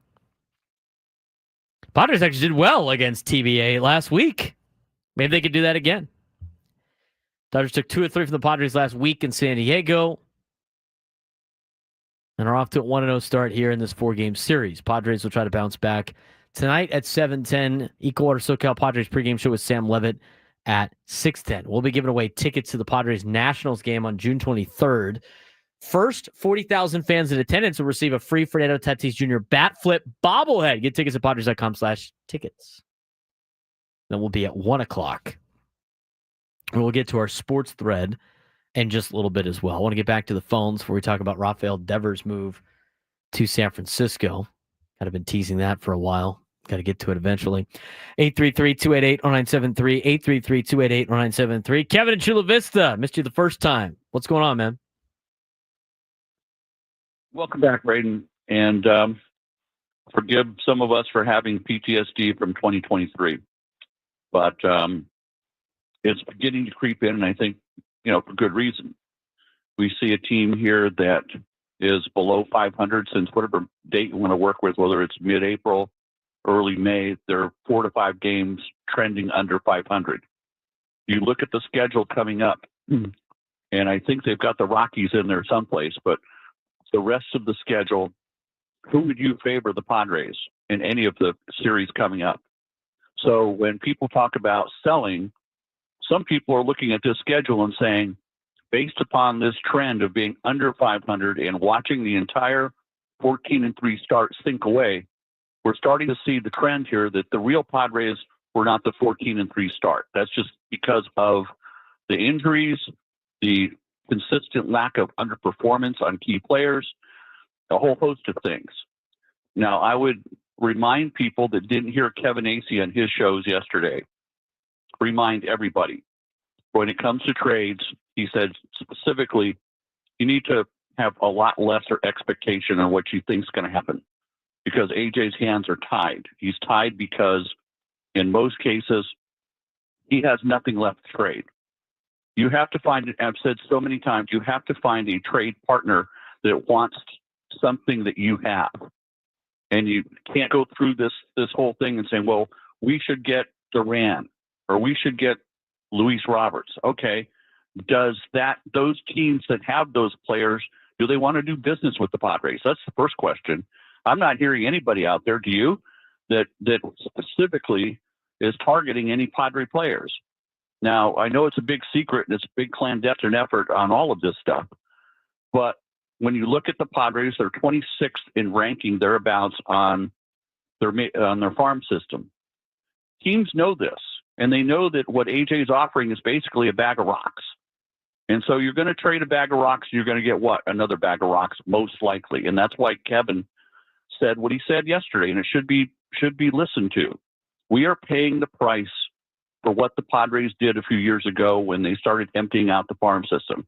That's who we are, that's what we are, and that's where we're at. Now, the only thing we can do now is wait and see and accept it for what it is. We knew that this was a possibility. So there should be no complaining from the peanut gallery about the Padres not having players. Well, you know what? We got rid of a lot of them. And there's an all-star team. If you put them all together, Braden, look it all up, and I know you know this. In AJ's tenure here, he's traded away basically an all-star team, which could be. So the point is, we're reaping what we sow here. And there's no easy answers out of this because there are so many freaking holes in this team. And we knew that coming into the season. And now it's proving itself out because we said what? They have to stay healthy. The core six has to perform. They ain't healthy. The core six ain't performing. And you got two pitchers that are on some type of witness protection program that for some reason the Padres have such little regard for their fans that we can't get a straight answer on what is really going on with these two pitchers. That's all I got for today. All right, Kevin. A lot to digest there. There's a couple of things. You know, you can say what you want about like the players that were sent away that have turned into all-stars, you know, an all-star team, if you will. The problem with that is there's no guarantee that those guys would have been all-stars here in San Diego. There's no guarantee that you would have kept some of those guys. And I think every year at the deadline, you have to go big if you want to win. And sometimes you win and sometimes you don't in terms of the deadline. And when you give out the big contracts to Manny Machado and Xander Bogaerts and some of these players that are stars, when you sign them, in order for those contracts to pay off, you have to win at the young part of their contract. You're not going to win at the end part of their contract. You have to win during the beginning part of their contract. And the beginning part of their contract, again, is right now. So this is the time that you make the moves. Here's what I got to say on the prospect thing. Just because the Padres farm system is ranked whatever by media people doesn't mean the players that they have are not valued by other organizations. Other organizations value, and every organization values players incredibly different. They all value players differently. There are players in other organizations that aren't on the radar in terms of the top 30 in their list that are rated higher to the Padres than they are to the Orioles, and vice versa. There might be some players that the Padres value higher than what MLB.com ranks them at. I mean, that's more just for fun for the fans in general. So there are some pieces out there, and you've seen it because the Padres have made those moves. I mean, think about all the players the Dodgers have sent away to acquire players. A lot of them end up not even panning out to anything. Does anybody remember anybody that has been sent to the Boston Red Sox for Mookie Betts? Anybody remember those guys? No. Not a lot of them panned out. I think you say the same thing about a lot of players. I mean, sometimes it works out and sometimes it doesn't. I mean, look at who the Red Sox have gotten back for their two big players. In Devers, and again, a lot of that's new. I mean, who knows how the minor league players will be in the trade that sent Devers to San Francisco. They got two pitchers with above 4 ERAs. And then you look at the Mookie Betts deal. I mean, the Mookie Betts deal is awful. Yet the Red Sox thought those players were good enough to send away Mookie Betts, even though they knew they weren't going to re-sign him. I'm trying to find those exact players, but it's Alex Verdugo, Jeter Downs, and Connor Connor Wong. How'd that work out for Boston? Now, you could say the same thing. Well, if we would have kept James Wood and CJ Abrams, do those players help you in the 2022 playoffs? They didn't. They weren't going to. Are those players significantly helping you now? They might, but you don't know what you don't know. Again, that's why every time we look at this, you have to look at it from the standpoint of making decisions right now. So, everybody that wants to sell everybody at the deadline, think about it right now of what those potential future consequences are as well. Just because you made what some people say is a bad decision in the past does not mean you should make a different bad decision to try to rewrite the wrong in the past. You're just going to be making wrong decision after wrong decision after wrong decision. Some people in the YouTube chat saying there's 6 players away, 7 players away. We don't have anybody in the offense. I mean, start comparing the Padres to other teams in Major League Baseball. At the beginning of the season, people thought this team was going to win a World Series. I mean, it's just you can't blow with the wind. It's called being a windsock. And I'm not overly optimistic about the team. I'm not underly optimistic about the team. I'm somewhere in the middle. Kevin asks, who are the Padres' opponents in the next couple of games that they're favored against? Who would they be? Well, they got Kansas City this weekend. Kansas City's good. They're not great. They're 4 games under 500. The Padres are 7 games above 500. We're just gonna talk about what the recent has, I guess. Padres are better than Kansas City. That's who they have this weekend. And then they got Washington. Washington's a team that everybody just wishes that the Padres were because they sent away some of their good players. Washington is 12 games under 500. They're 15 games out of first place behind the Mets. They're 12 games under 500. They're 1-9 in the last 10. Are you telling me the Padres that are 7 games above 500 cannot beat the Washington Nationals? And maybe they can't. Maybe we're about to see. Maybe we're about to see the writing on the wall. You can sell everybody. Nats are on an 8-game losing streak. So after these 3 games left against the Dodgers, you got Kansas City, got Washington. You're better than both of those teams. Then you got Cincinnati. Cincinnati's 2 games above 500. Let me ask the people out there. Would you rather have the Cincinnati Reds roster right now or the San Diego Padres roster? Which roster would you rather have? I'd rather have the Padres roster. It's not even a question. Padres would be favored against the Reds. Now, Phillies coming in after that, probably not favored in that series. Padres right now are not better than the Phillies. After that, they got the Texas Rangers. Rangers are a borderline selling team at 500. They're a 500 ball club. Maybe you're the same as Texas. Padres are better than Arizona in the standings. Then they got Philly again. And then start the second half of the year, Washington and Miami. St. Louis is better. Padres are still better than them in the standings. Sometimes I feel like, collectively, we as Padres fans have been through so much that it's just the negative creeps into our minds so fast. And I'm not being unrealistic. I just think about it for a second. Everybody wants to talk about 2023. The problems the Padres had in 2023 are not the same problems that they have in 2025. It's totally different. There's not a bunch of super teams out there.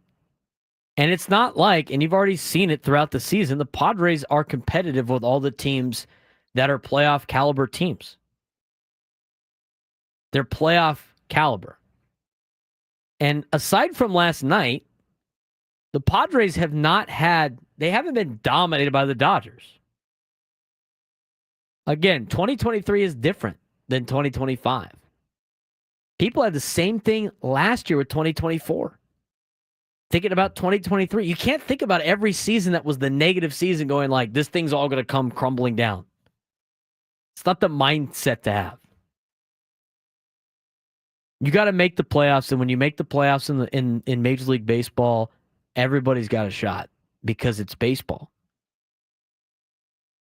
I mean, we've seen that happen for years now with the Los Angeles Dodgers. Last year, they finally got over the hump. They had 2 starting pitchers to do it. But every year from that point on, they have been the best. They have been the best team in baseball and have failed to do anything with it because that's how weird baseball is. So that's why I continue to say, like, see where this goes. See where this goes. Enjoy the ride. You can't make knee-jerk reactions on a lot of these things. Let's get to today's sports thread. You know that group chat? The one that's always blowing up with the biggest sports takes, debates, and breaking news? You got barbecue back there, and you didn't invite me? Yeah, we've got that too.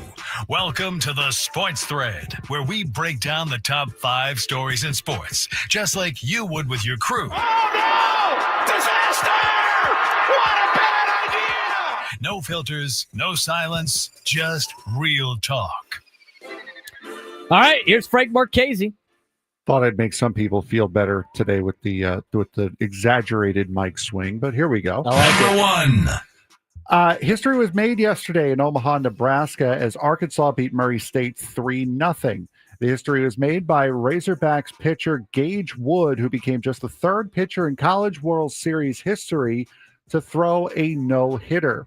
Woods' final line, 9 innings, no hits, no runs, 19 strikeouts on 83 strikes on 119 pitches.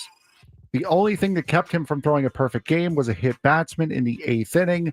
Wood is the first pitcher to throw a no-hitter in the College World Series since 1960 and was already projected to be a first-round pick next month. Does this further his draft stock as we watch the MLB Combine right now? Throwing a no-hitter in the College World Series? I don't know if it doesn't hurt. It doesn't hurt, but how many pitches did he throw? 119. It's not the worst. You just don't want to overdo it. Sometimes these guys like overdo it in the playoffs, in the College World Series, to the College World Series, or like in that particular sense, and they don't blow their arms out, but they're just never the same. It probably helps a little bit, but I think it's more of a personal accomplishment than anything else. I don't think scouts are like, well, he threw a no-hitter. Let's get him on our radar now. But it probably helps him a little bit. I would say so. I mean, especially he was already projected to be a first-rounder. So Number 2. Hockey rosters for the 2026 Olympics in Milan aren't due until January, but the U.S. team is announcing names early. General manager and former player Bill Guerin announced yesterday that both Matthew and Brady Tkachuk, Austin Matthews, Jack Eichel, Quinn Hughes, and Charlie McAvoy will make the trip to Italy next year. The players named were more or less the obvious choices to go to the Olympics, but so far a solid base for the U.S. to build on. Yeah, I like it. We'll see if we can. We got to get back after the losing the Frozen face-off. Yeah, that was. It's got a little bit of a bounce back. No goalies on that list too, but they've got about 6 or 7 that they could choose from, which would be great options. Number 3. Bring back Freebird. There you go. This was more news for yesterday, but with you not here, we'll bump it to today. As former interpreter for Shohei Ohtani, Ippei Mizuhara reported to the Federal Corrections Institution Allenwood Low yesterday. Yesterday was the last day allowed in his grace period before turning himself in to begin his 57-month sentence for stealing $17 million from Shohei Ohtani to gamble. Do you believe in the conspiracy that Ohtani only started yesterday to shield Ippei from the spotlight of going to prison? No. He went off on that yesterday. There's no way, dude. What? It's the only reason why he pitched. I would buy the conspiracy that Dave Roberts has the red ass for the Padres and like has to always try to stick it to the Padres. Like, oh, look, we're gonna throw Shohei. I don't think it was to like distract everybody from the Ippei thing. Are people still paying attention to Ippei at all? Well, I mean, for those of you, for people who think that Ippei's taking the fall for Shohei, that's part of it. Oh my God. A lot to have Shohei go out there to take the shine off of him. God, no. I'm not. Number 4. I'm going to shut that down right now. This will be the last one we have time for. New stadium news as Mike Kehoe, the governor of Missouri, has signed a legislative package to designate hundreds of millions of dollars in financial aid for new stadiums for the Chiefs and the Royals. The two teams' lease with Jackson County runs out in 2031, and both teams, more so the Chiefs, have expressed desire to relocate. Does this help? Significantly help? To keep them in Kansas City, Missouri? Yes. Probably helps a little bit. We'll see. Stadium issues are always a problem. Always a problem. Frank, good job on the sports thread. When we come back, we'll talk a little bit more about this Devers thing. Plus, JJ Spawn won the U.S. Open over the weekend. We'll talk about that as well in the next hour on the Braden Surprenant Show.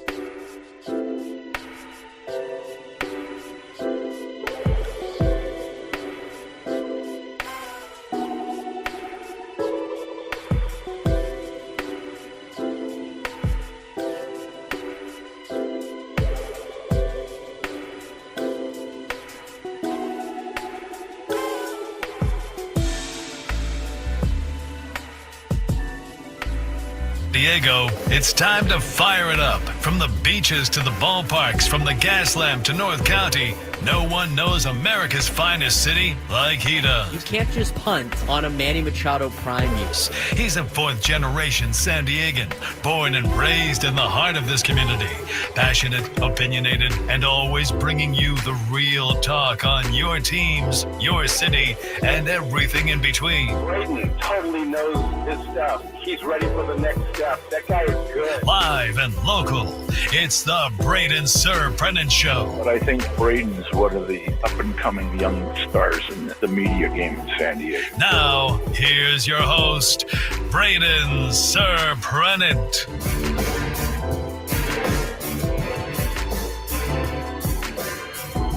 Lunchtime hour on the Fan on the Braden Surprenant Show, brought to you by Kraft Taco. I'm gonna get Frank up to Kraft Taco. You'd probably have to go to the History Museum one's probably closer for you, right? Yeah, it is. Yeah. A lot closer. This noon lunch hour is brought to you by the Kraft Taco. Both flavors at 2 locations, Serrano Valley and inside Balboa Park's Natural History Museum. So good. The Kraft Taco. If you haven't checked it out already, go get it for lunch. It's lunchtime right now. Go get a taco. It is Tuesday. After all, go get yourself a taco on a Tuesday. A lot of people bumming after last night. Selling at the deadline. I can't. I don't want to address it because it's so like nonsensical that I should just be like, what are they talking about? Why are we talking about this? And then move on. But now I have to talk about it. It's just like, again, I said this during a break to Frank. I said, Francis, we warned everybody. Did we not? We warned everybody. Oh, we definitely did. We sent the warnings out. We said, I was like, at the beginning of the year, I was like, hey, look. Warning.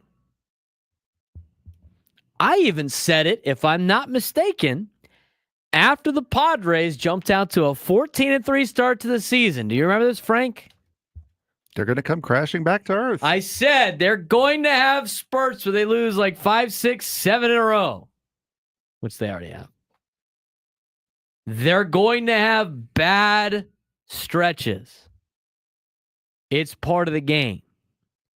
They had a really good stretch to start the season. They're having a very poor stretch right now.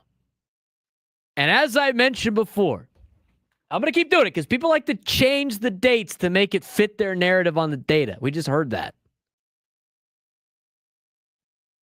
The Padres are 7 games above 500. They started the season 7-0.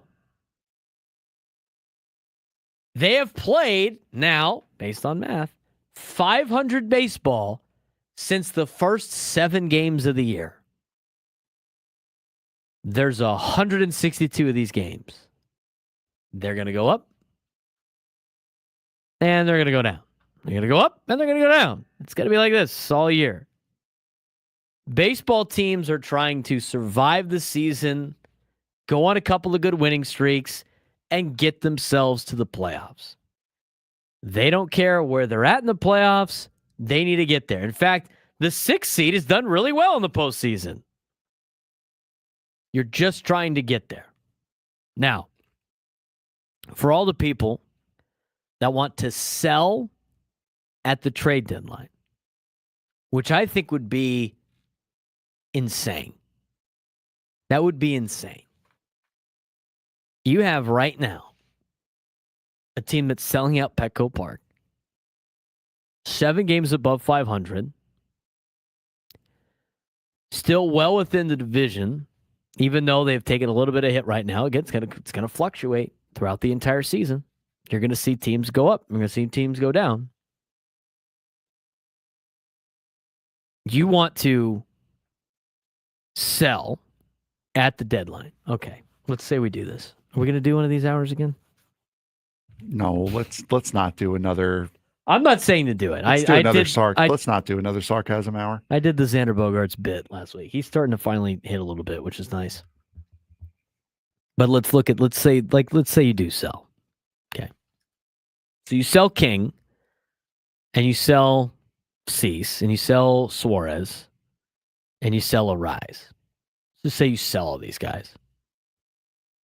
They're all rentals, so you're not going to get a top prospect on anybody. Okay, maybe a team gets desperate and they'll give you a top prospect for like Cease or King. So you sell. Okay. So now you're thinking like next year, even if you just go next year, you're thinking next year, a year older Manny Machado and a year older Xander Bogaerts is going to be better than this year. And another year of potential, like Yu Darvish, like, is he going to help next year? It's like you're really cost cutting because they're all rentals. The only one that's going to improve is like Fernando and Jackson Merrill. But again, everybody else is getting a year older. You're still not well within the means to have Salas and DeVries come up. So punting on the season really doesn't like help you too much. Maybe you bolster the farm system a little bit. You can't, and I say in the open every single day. We hear it twice a day. You can't punt on a Manny Machado prime year. If Manny is playing well, which he is, Fernando's starting to turn things around again, which he's playing well. He started off the season great. Got to get Merrill back in the lineup. With those guys playing well and the team being above 500, you can't sell at the deadline. You just can't do it. Frank and I said, unless they are like 10 games out of a wild card spot, 10 games out of the third spot, that is the only time you should sell at the trade deadline. For this current Padres team, with this core six that they have. So you can't sell. Which means you'd have to probably buy at the deadline.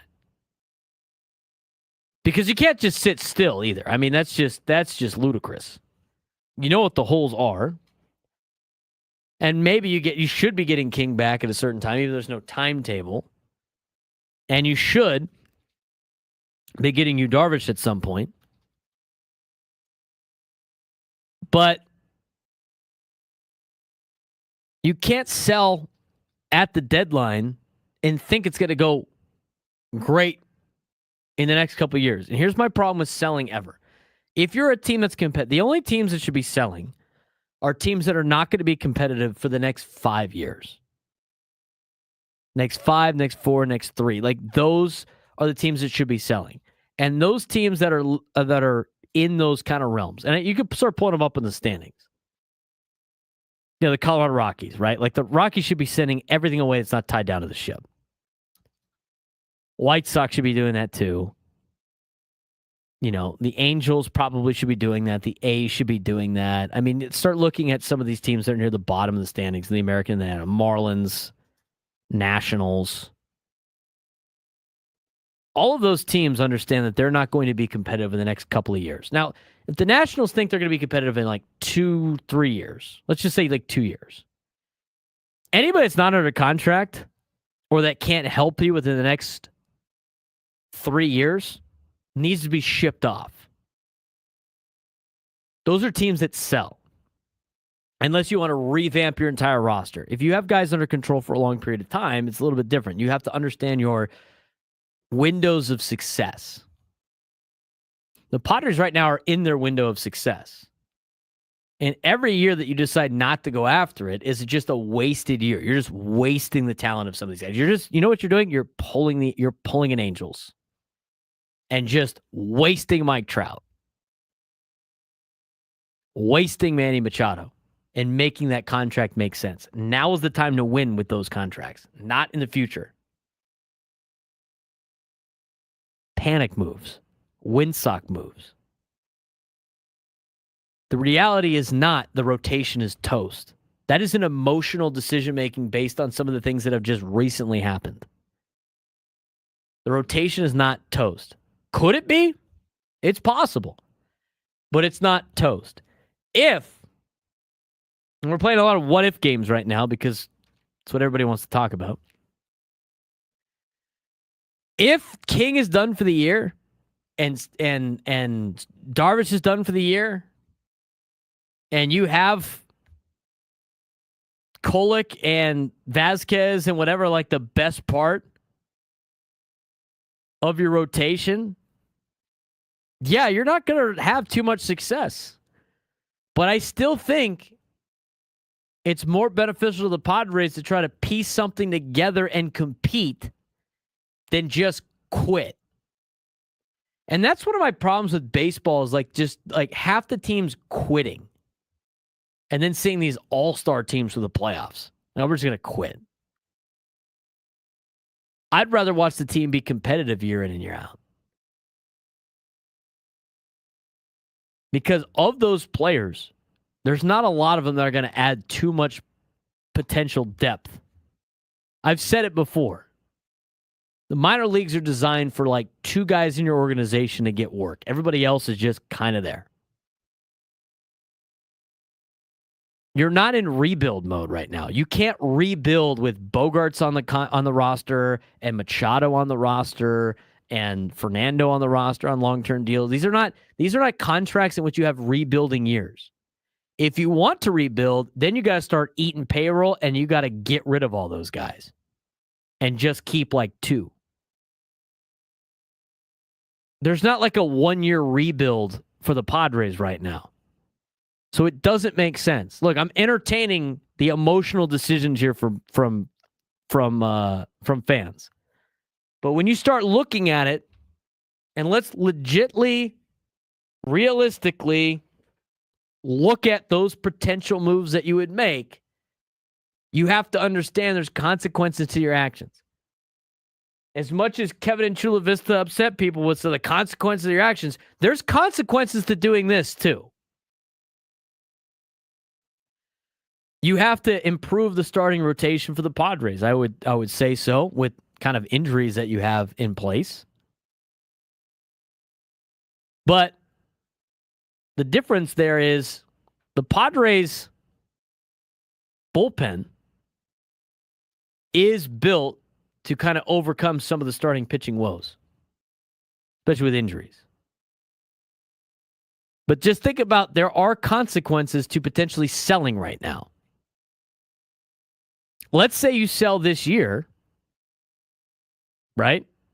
And then next year Manny gets hurt or somebody important gets hurt and he's gone for the year.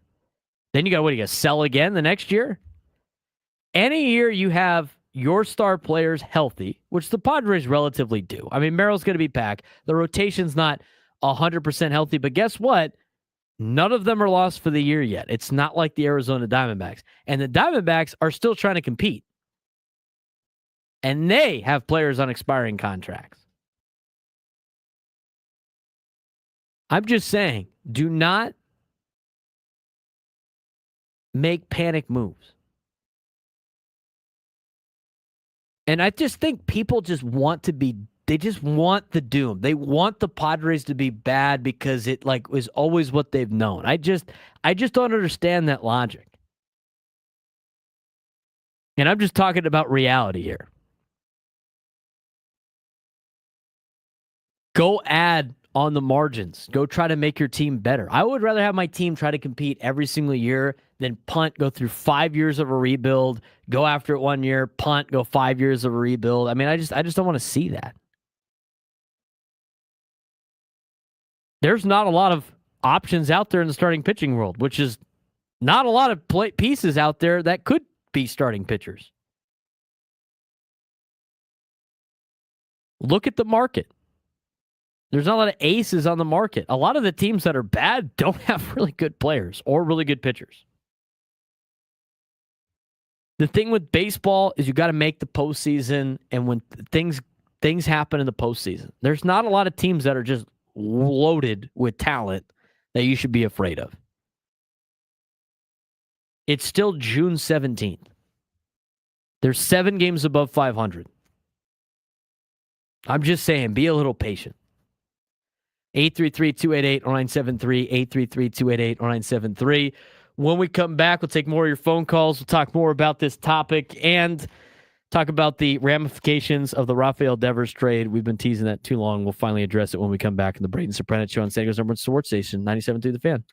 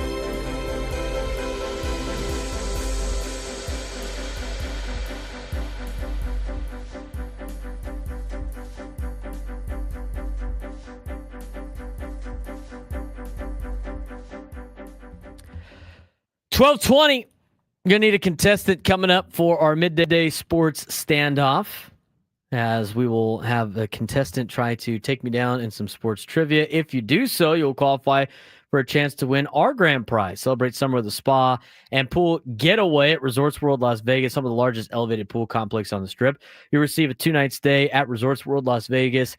Dine poolside at one of the 5 unique pool experiences and experience the ultimate in relaxation and wellness at Awana Spa, one of our largest co-ed spa facilities in Las Vegas. To book your summer stay, please visit rwlasvegas.com.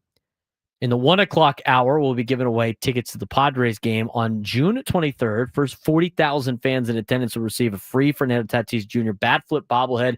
Get tickets at Padres.com/tickets. But call in right now, or actually when we go to break, to try to get in line to win a trip to Vegas by taking me down in some sports trivia. 833-288-0973, 833-288-0973. Again, a lot of people are like, well, what do you do if you're not going to sell? Again, I'd buy at the deadline. I said this last year. I said the same thing last year. Last year was even worse. Last year, people wanted to sell. Could you imagine the Padres sold last year? You wouldn't have got the run that they had.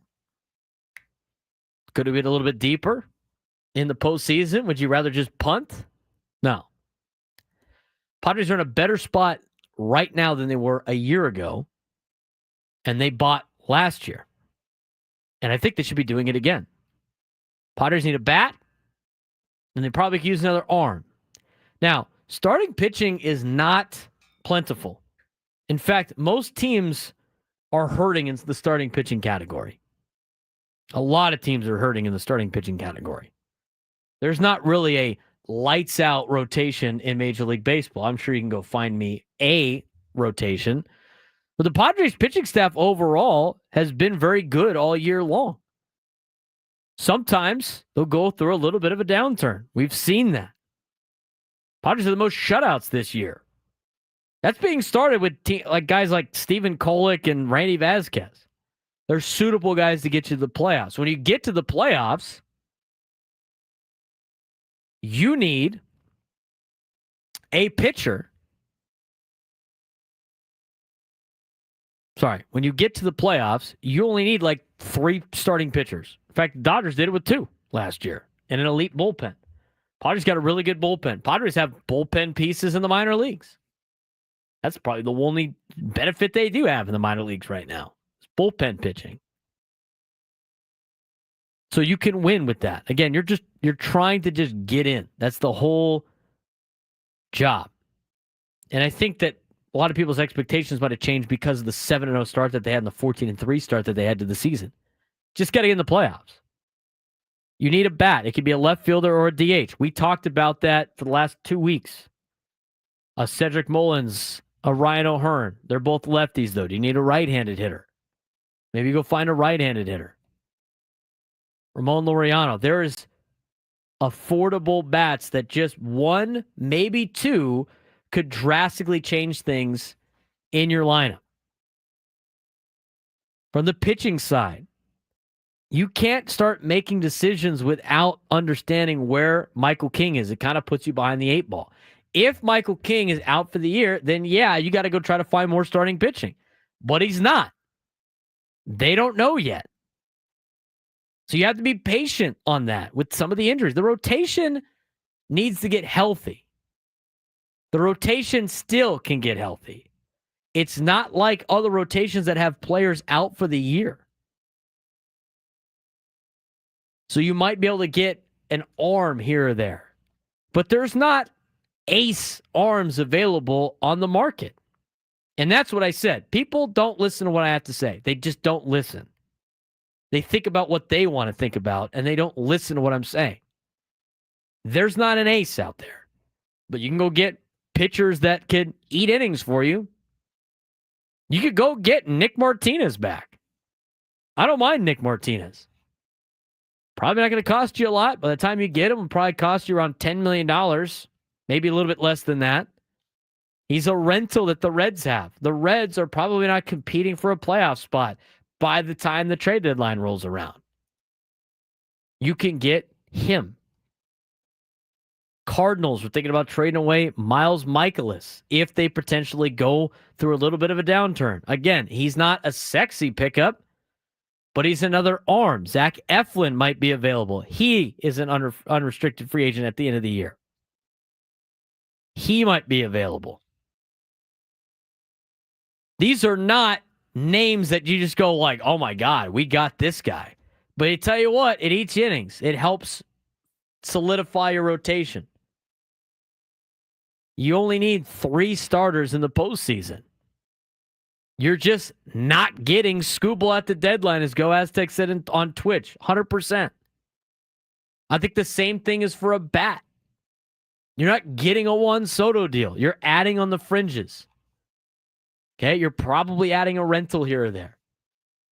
But I'm telling you right now, the team is not like 6, 7 players away. Just adding a couple players.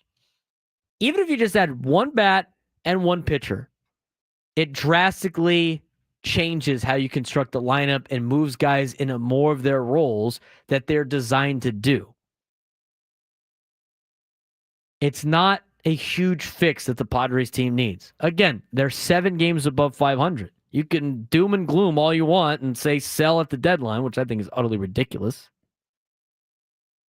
But there's a process to this. Seeing the Rafael Devers trade kind of threw things off a little bit, where now Padres fans are like, oh my God, the Giants made a trade. They just made a huge trade. Padres got to make a trade. Padres got to make a trade. No, they don't. Relax. Here are the reasons why I'm not freaking out about the Padres. 1, they're 7 games over 500. Okay? Now, if that's the case at the end of the week, might be different. Maybe they get their ass swept in LA. I don't know. We'll find out the next 3 days.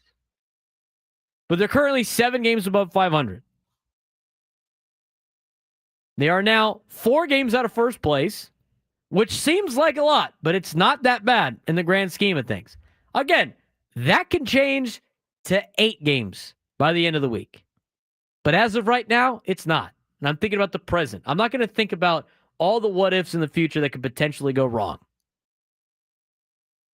So, the Padres are 7 games above 500. They're 4 games out of the division, and they're the final wild card spot in the National League on June 17th. That is one of the reasons why I'm not freaking out. Because last year at this time, as Frank Marchese pointed out, and quickly got the numbers for us that we needed, the Padres were 1 game above 500 last year at this time. In 2023, they were 1 game under 500. Last year at this time in 2023. 2022, they're off to a great start. Manny Machado was hitting the ball really well. They were 44-27. Okay? You're 5 games off of that pace. The other reason why I'm not concerned, okay, is, now I'm concerned about little things here and there, but overall, the grand scheme of the Padres, I don't think you're in a position where you're thinking about selling at the deadline. Here's another reason. Maybe I could talk you off the ledge for everybody that's freaking out over the last 5 games, the last week and a half of Padres baseball. Mike Shilt's teams have always done well in the second half. And last year, I thought he turned what was a very frustrating team to watch into a team that a lot of people in town thought could compete for a World Series. Got to let it play out. Again, you never know where these things are going to go. The last thing I'll say about AJ Preller, and this is more of a sense of, I don't know what he's going to do because nobody knows what he's going to do, because he makes things happen that you wouldn't even contemplate. Like, we could talk about Cedric Mullins. We could talk about Ryan O'Hearn. We could talk about Jaron Duran. We could talk about any left fielder or designated hitter that we've talked about in the last 2 weeks, and AJ Preller potentially bringing that player in. And then, you know what AJ does? He goes and finds somebody that we haven't talked about for the last 2.5 weeks or months on a time, and finds some player that you didn't even know was available and acquires him at the deadline. He's done it so far. There are times it doesn't work out. There are times it does work out. So there might be a pitcher out there that might be available that you didn't know. Up until Sunday, did anybody think Rafael Devers was available? Anybody? Most teams in baseball, when that trade happened, said, we knew he was available.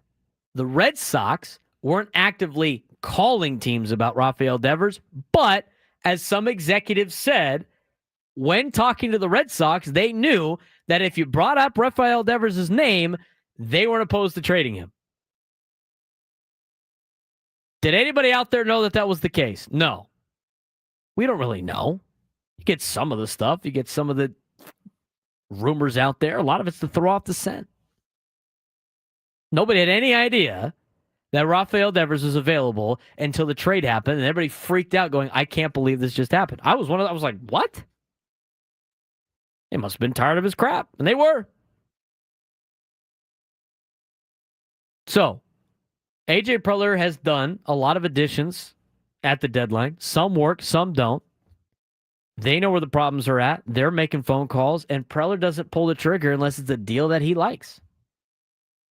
So just because Rafael Devers was a big move before the trade deadline and way before the trade deadline doesn't mean Padres got to emotionally get going. I'm trying to convince people not to think with their emotions. Just let it happen naturally. Think about it from a realistic standpoint. Realistically, starting rotation. Michael King is not out for the season. We don't know. And until you know, you can't make decisions about roster until you figure out what's going on with Michael King. Same thing with you, Darvish. If they both come back, all of a sudden your rotation is drastically different than it is right now in this very moment. You got to look at the forest instead of just focusing on the tree in front of you. Even with Dylan Cease not pitching to an ace level, and I think he's slowly turning it around. Last night was rough. He feels confident in what he's doing right now. And Mike Schilt was not upset with his outing yesterday.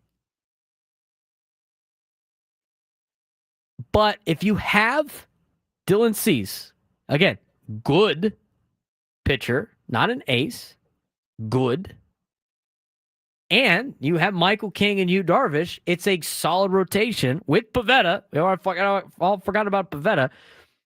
That's a good enough rotation to win in the postseason. There's a lot of ifs in there, but until they're ruled out officially, the Padres can't just be like, "Oh, they're gone. Let's go trade everything away for other pieces." You can't think like that. You can't think like that. You have to. They go through every single scenario and they're working it out, and they have plans in place for King to not be on the team for the remainder of the year, and for you, Darvish, not to make it through the year. They have the plans in place. But if I don't know if Michael King is going to be back or not, can I execute plan whatever it is if Michael King is not healthy? That plan, like the break glass in case Michael King is not healthy for the end of the year. Can I execute that plan if I don't know if Michael King is healthy for the season or not? No, I cannot. So until some of those things are found out, you can't just start making rash decisions because you're emotionally upset you lost to the Dodgers last night. I mean, that's literally what I've been saying for the last 2 months. Frank and I warned everybody. Don't view things for baseball like football. It's just such a unique sport, man. It's just such a unique sport. The best teams in the world go on 5, 6, 7 game losing streaks out of nowhere. So, if the Padres know more than what they're telling you, which they probably do, they have plans in place for XYZ to happen. And they will execute those particular plans. But I don't think those plans result in selling this season. It doesn't make any sense. You don't sign Manny Machado to a long-term contract and Xander Bogaerts to a long-term contract and Fernando Tatis Jr. to a long-term contract and Jackson Merrill to a long-term contract if you are going to sell or punt during their prime years, which is right now. And when you looked at the beginning of the season, the expectations weren't very high. My expectations weren't very high. I thought the Padres would be like a game out of a wild card spot with everything that they had in place. I thought they'd be like a game out of the wild card spot. Where's my season predictions? I have it pulled up here somewhere. I had like 84 wins or something like that. 85 wins. Didn't make it. I mean, they were taking a chance on a lot of players. And you know what? They got off to a 14-3 start. I think a lot of people agreed at the same time going into the season. All of a sudden it changed because they went off to a 14-3 start. You knew about XYZ. I still think they could compete for a playoff spot. And you got to look at things from another perspective. What is the competition like? What is the competition like? I mean, I go back to the original plan. We'll talk about it when we come back. I mean, here's another perspective to look at when you're talking about the Padres. I'm not telling you everything's great. I'm not selling sunshine and rainbows. I'm just talking realistically here of what is going on and what I'm seeing. Again, I'm going to tell you how it is. I don't have any agendas. I don't care. If they were awful, I'd be telling you they're awful. They're not awful. I have seen way worse Padre teams in the past that you couldn't even believe in. Here's another perspective when we come back. I also need somebody to try to take me on in trivia. 833-288-0973, 833-288-0973. We'll talk about that. We'll play the Midday Sports Standoff as we continue in the lunchtime hour, sponsored by Kraft Taco, on the Braden Surprenant Show on San Diego's #1 sports station, 97 through the Fan.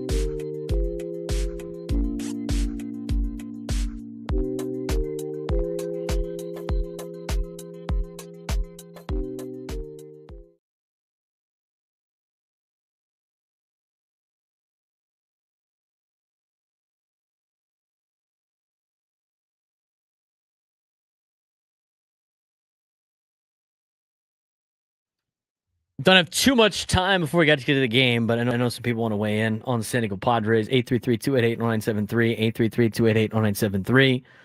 Again, I talked about the perspective thing. And again, with the perspective of just like everybody freaking out about the Padres. I mean, you have to look at everybody else as well. I mean, like open up and just see what every other team is dealing with. I mean, there's a lot of flaws in a lot of different teams. I mean, you start looking at it. I say this at the beginning of the year every season about the MLB standings. I mean, think about it from the perspective of how many teams make the playoffs, who's going to win the division, and what spots are left, and then who you're competing with. Who are you actually competing with? Again, you got to make the playoffs. Winning in the postseason in baseball is kind of a crapshoot. We've heard that from multiple guests on multiple shows on this station. But look at the National League.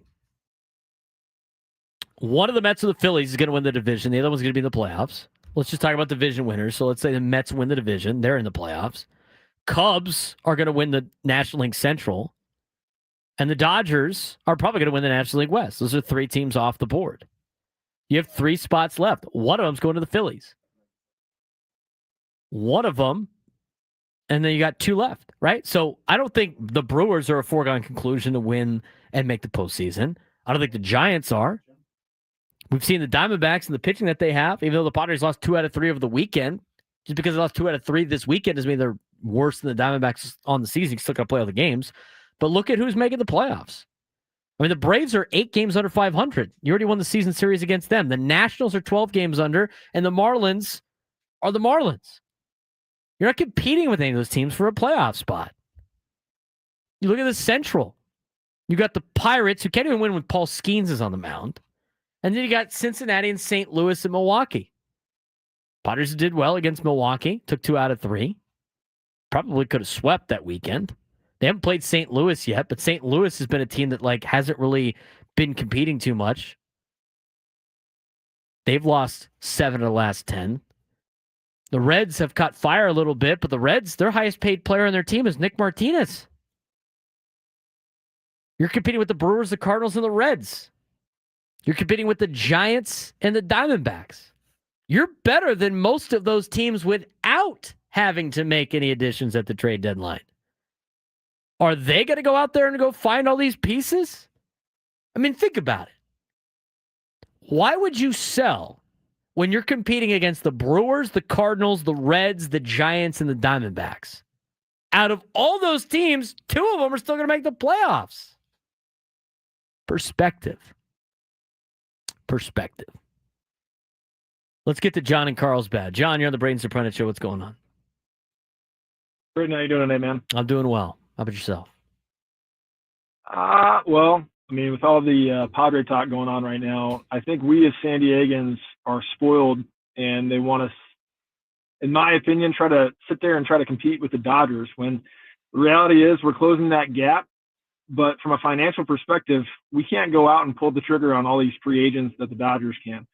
So you talk about, look at who we're playing against. Yes, within our own division, we have a lot going on with the Dodgers and this recent acquisition with the Giants. But at the same time, rewind the clock 5 years ago and have some perspective of where this club was. They were excited to make the extended playoffs in 2020.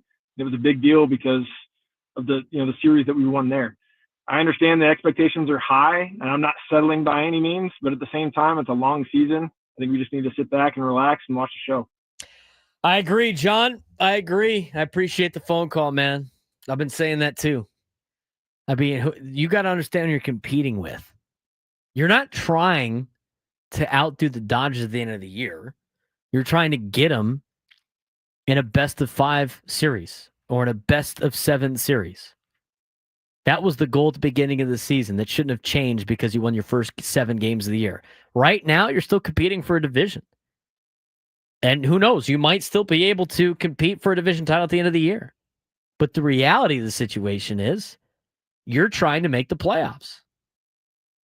You're competing with the Brewers, the Cardinals, the Reds, and I don't think all 3 of those teams are going to be there by trade deadline. And you're competing with the Giants and the Diamondbacks. I mean, the Braves are 8 games below 500 right now. Phillies, Mets, Dodgers, Cubs, probably in the playoffs. Last two spots, Brewers, Cardinals, Reds, Giants, Padres, Diamondbacks. You got to finish in the top two of that grouping. If you think those teams are drastically better than the Padres and they got no shot, then go ahead and sell at the deadline. But I don't think that's the case. I don't even know why I'm entertaining this. Let's very quickly get to today's Midday Sports Standoff. Welcome to Midday Sports Standoff on the Braden Surprenant Show. I can't believe what I'm seeing right now. The ultimate head-to-head battle where sports knowledge and quick thinking collide. It's no good. Are you kidding me? Contestants will go toe-to-toe with Braden in a sports trivia deal where every correct answer brings them closer to victory. Down the sideline! Wow! Unbelievable! But 3 strikes and it's game over. This is not Detroit, man. This is the Super Bowl. Can you outsmart Braden? The Midday Sports Standoff starts now. All right, Frank, who we got playing today? We have Gino today from in downtown right now. Gino, how you doing today, bud? I'm doing well. How about yourself? Thanks for having me. Yeah, no problem at all. All right, so today's topic for the Midday Sports Standoff, there are currently 9 players in Major League Baseball that are hitting over 310 with at least 200 plate appearances. And your job is to, with Braden, try to name them all. Ready? Name the 9 players. Well, it's going to go back and forth, but there are 9 players in Major League Baseball right now hitting over 310 with at least 200 plate appearances. All right, so that's what you guys are going to be going for. All right. Gino, you have the first guess. I'll go with the easy one with Aaron Judge. Aaron Judge, of course. Braden. I'll go with the San Diego Padre, Manny Machado. Manny Machado on the list. Gino. I'll go with Freddie Freeman, I believe. Freddie Freeman on the list. What about Cleveland Guardians, Jose Ramirez? Jose Ramirez on the list. Gino. Let's go with, I believe, the shortstop for the Astros, Jeremy Pena. Jeremy Pena is on the list. Braden. I don't know if he has enough. Oh, he's probably close. Is Paul Goldschmidt hit 310? 309 for Goldschmidt. Gino. Damn it. Sorry. Yeah, it is not Paul Goldschmidt. Another is Will Smith hitting? I know he's hitting like 400 with runners in scoring position, but is he hitting over 310? Will Smith is over 310, but he only has 188 plate appearances this year. I can't believe that. Only 188 plate appearances? Yep. Braden. Who's that? Sacramento A. Oh, wait, sorry. Athletic. Shortstop. He's on a tear. Jacob Wilson? Jacob Wilson currently has the second highest batting average in baseball right now. So you guys are tied 3-3. What is Wilson hitting right now? I think he's around like 340, something like that, I think. Jeez. Gino. I know our friend from down south was having a good season. The catcher for the Blue Jays, Alejandro Kirk. Yes, Alejandro Kirk is on the list. So you got 4. Braden, there's 2 left. 2 left. 1 in each league. What about Rays first baseman Jonathan Aranda. So we are tied with one left to go. Gino. You get it right, you win. One from each league. So this is in the National League. In contention. Oh, what about what's the guy's name from the Cardinals? Billy Donovan? You know what? I'm going to be kind. Basketball coach Billy Donovan. Oh, play for the Florida Gators. I know it's Donovan something. You know what? I'll be kind. I'll give it to you. It's Brendan Donovan is who it goes for, but I'll be generous there. Oh, Brendan Donovan. Billy Donovan. Wow. So Gino, hold on the line. I'll get your information during the break, but very good. You guys got all 9 of them. Billy Donovan was a basketball coach. He used to coach for the Florida Gators, right? That's Billy Donovan? Yes. Or yeah. American basketball coach. He was coaching with Oklahoma City. He was a Thunder coach for a while. Where's he at now? I don't even know. I think he's with Chicago. Oh, he's with the Bulls. Yeah, Billy Donovan. Brendan Donovan was the player that we were looking for. Gave it to him. It's all right. Hey, first winner of the week. We're going to talk more Padres baseball. Get set for game 2 against the Dodgers here in the 1 o'clock hour. Liam in San Diego wanted to weigh in. Liam, stay on hold. We'll get to you when we come back. Braden Surprenant Show rolls on. San Diego's number 1 sports station, 97.3 The Fan.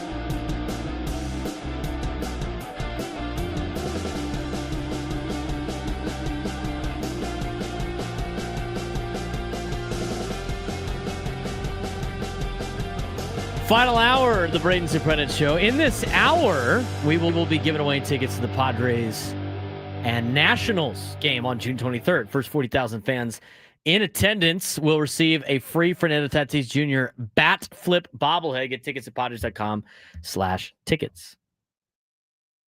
We will try to have a trivia question for you on that as we give we will give the tickets away going into the final break of the 1 o'clock hour. So not this break, but the next break. And you can win 2 tickets to the Padres Nationals game on June 23rd. First 40,000 fans in attendance, as mentioned before, will receive a free Fernando Tatis Jr. bat flip bobblehead. Get tickets at Padres.com/tickets. Playing a lot of Padres baseball today, as necessary. Seems to be the recurring theme. Padres lose a couple games. Time to sell. Players at the deadline, not sell the team. Padres win a couple games. Get in line for the parade route. It's been up and down, up and down, up and down. It keeps it entertaining, keeps it fun. I mean, show's blown by today, Frank. Blown by. But let's talk about it again. I want to mention a couple of things. Again, I did not have the sarcastic hour like we did a couple of weeks ago. But I did lay out, I mean, if you wanted to sell, I mean, you just got to think about it from a realistic perspective. I'm not saying that the Padres team is perfect. It's not. They got a lot of problems. So does everybody else. I mean, I think you should watch other games too and just look at some of the other teams that the Padres are competing against. I think the Padres have problems. I mean, there's other teams that have disastrous problems too. Some of them are not as fixable as the Padres' problems are. You look at what the Padres' issues are. They need a bat. They could probably use 2. But they need a bat in left field, and they need a DH bat, or at least a right-handed bat. Not saying that Sheets isn't getting the job done. Sheets is playing way above, I think, expectations of what Gavin Sheets was expected to be for the San Diego Padres. You were kind of taking a chance on him. He's done phenomenal. But you need a left fielder, and you need a DH bat. We talked about that last week. Some of the teams that might be available for those. I think Atlanta's kind of a wild card too. Like, you don't know if Atlanta's going to punt at the end of the year, and I don't know what type of selling they might do, but that could open up a little bit more things. I think Baltimore's an opportunity to potentially add some pieces. So those are a couple of teams on the fringe. I think Arizona's one of those teams. I just don't think they'll trade with the Padres. So they need a couple of bats. They could probably use another arm. Now, starting pitching is not readily available. You're not going to go get a Tarek Skubal, who's on a contending team anyway. But there's not a lot of high number arms at the deadline like we've seen in years past in terms of starting pitching. You might need to add a bullpen piece, another one. You might need to add a, 4th or 5th starter just to get you to the end of the year. The Marlins have already said, like, they're not going to trade Sandy this year. They're going to probably wait, even though he's trying to improve from coming back from injury. His numbers aren't very good. There's a couple of teams in there that might have some decent starting pitching, but you're not getting an ace-level pitcher at this year's deadline. And maybe they do. Maybe they go pry an ace from somewhere. But I just don't see it happening in this year's deadline. I just don't. But you could go get a Nick Martinez type to help your rotation out.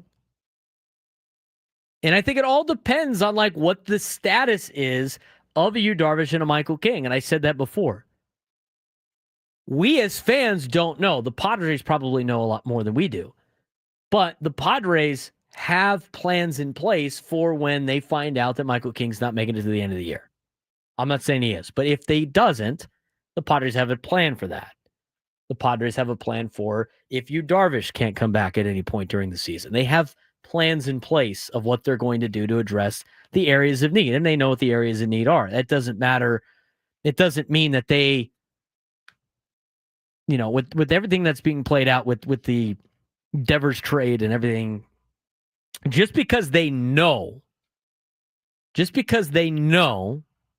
what the problems are, doesn't mean they can go execute it right now. The market's slow.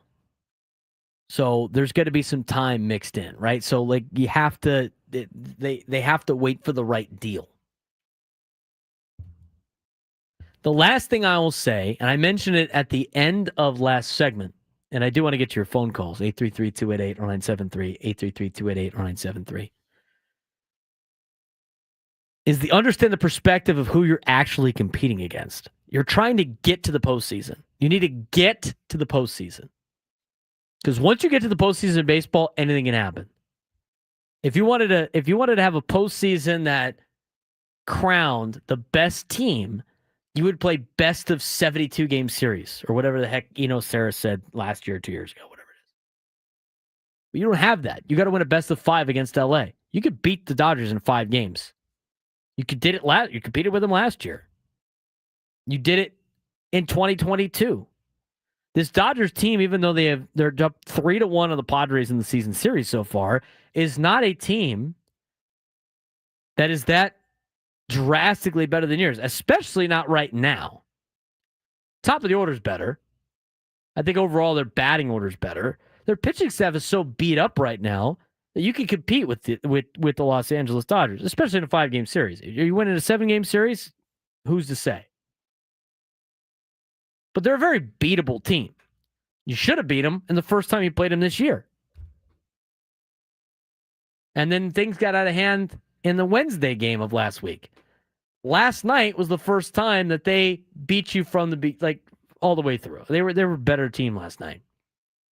They out-hit you in that 1 inning and put up 6 runs on Dylan Cease. Other than that, you had a 1-run game in extra innings, and you had a close game late that kind of ballooned out of weight late in the game. But that's the best team that you're playing in the National League. We'll see how the Mets are. We'll talk about the Mets when they approach. But again, looking at who you're actually competing with. Mets are going to be in the playoffs.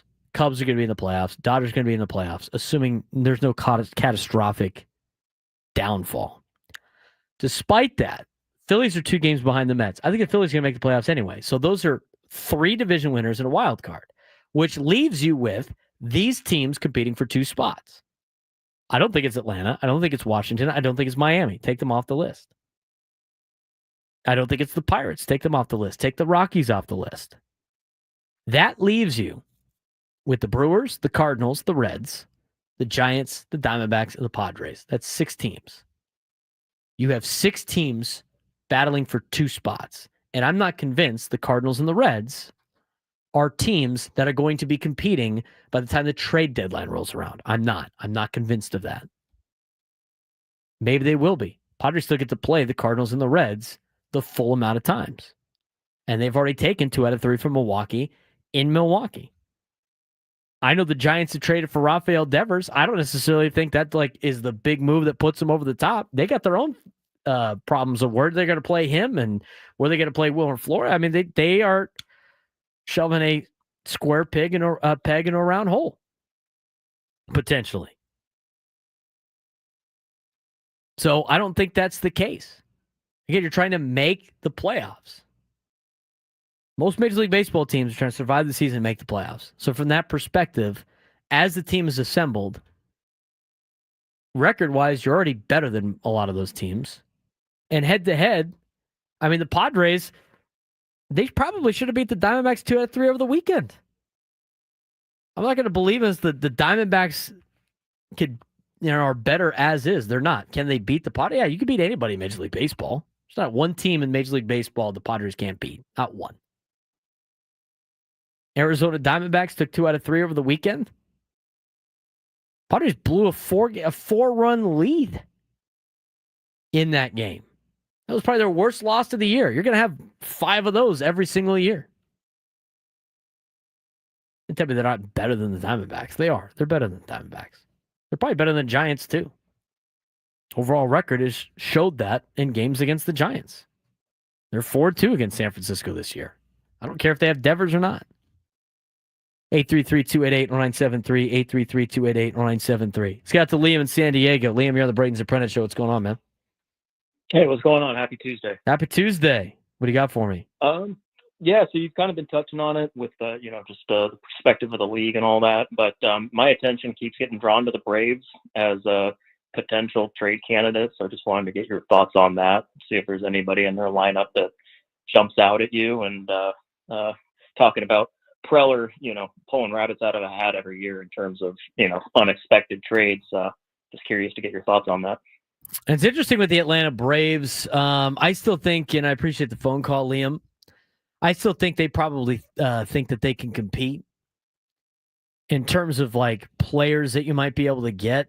I mean, some of them have been good. Some of them have not been very good. But overall, I mean, I could see them potentially parting ways with Marcell Ozuna. I mean, I don't know if that's the power bat you want at the deadline. He is a rental. He'd probably be costing you $8 million on the payroll if you decide to trade for a guy like Marcell Ozuna at the deadline. And that might be the bat that you need in the order for a power bat. He's not going to play left field, but he is a DH for you. But he's up there in age. And I'm sure he's not, I mean, he's not a spring chicken anymore. You look at some other players on that roster. I mean, some of them, the Braves might not be willing to trade. Like, do you think they're going to trade Ronald Acuna Jr.? Probably not. I saw a lot of people like hoping that was the case. Like as soon as Rafael Devers got traded, people on social media started sending out pictures of Acuna in a Padres uniform, trying to get everybody excited. Well, bro, I can do this. That'd be sick. Now, don't get me wrong, that'd be sick. Ronald Acuna Jr. playing left field for the Padres, be sick. I don't think it's going to happen. Are they going to trade him? I doubt it. I mean, maybe they quit on Jurickson Profar and get Profar back after the suspension. They just gave him a lot of money, though. Like, they just got to punt on him because of the suspension? You don't know. But overall, they're an interesting case. But, again, I don't know what they have available. I just still don't think they are out of it either, despite where they might be. 833-288-0973, 833-288-0973. Let's get out to Brandon in Carlsbad. Brandon, you're on the Braden Surprenant Show. What's going on, man? Big B, you already know what it is, man. Friar Faithful, always fired up, a little frustrated. I feel like we've been talking in circles. Hey, listen, the bottom line, as far as my view is, and take it for what it's worth because I'm a nobody, is that there's nothing out there for us. We have nothing to barter with. We got what we got. We know what we're capable of. When we look at a lot of our losses, we weren't blown out. We can be competitive. It's a streaky game. We all know that.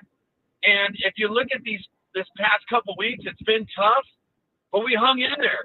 Like, we got the grit. We just need I don't know. They need to smack each other in the face and wake the F up in that locker room or something like that. And I know that's not the answer. And I know we have a lot of holes to fill. But I know that we can be competitive. And like you said, Braden, you kind of stole the wind out of my sails in the sense of, about, 30 minutes ago, you had said that, look at the record this time last year and look at it now. And we're sitting here everybody's, fire sale, so to speak. Look, man, hunker down. We're in the trenches. And you know what? I wouldn't ask for a better team or crew.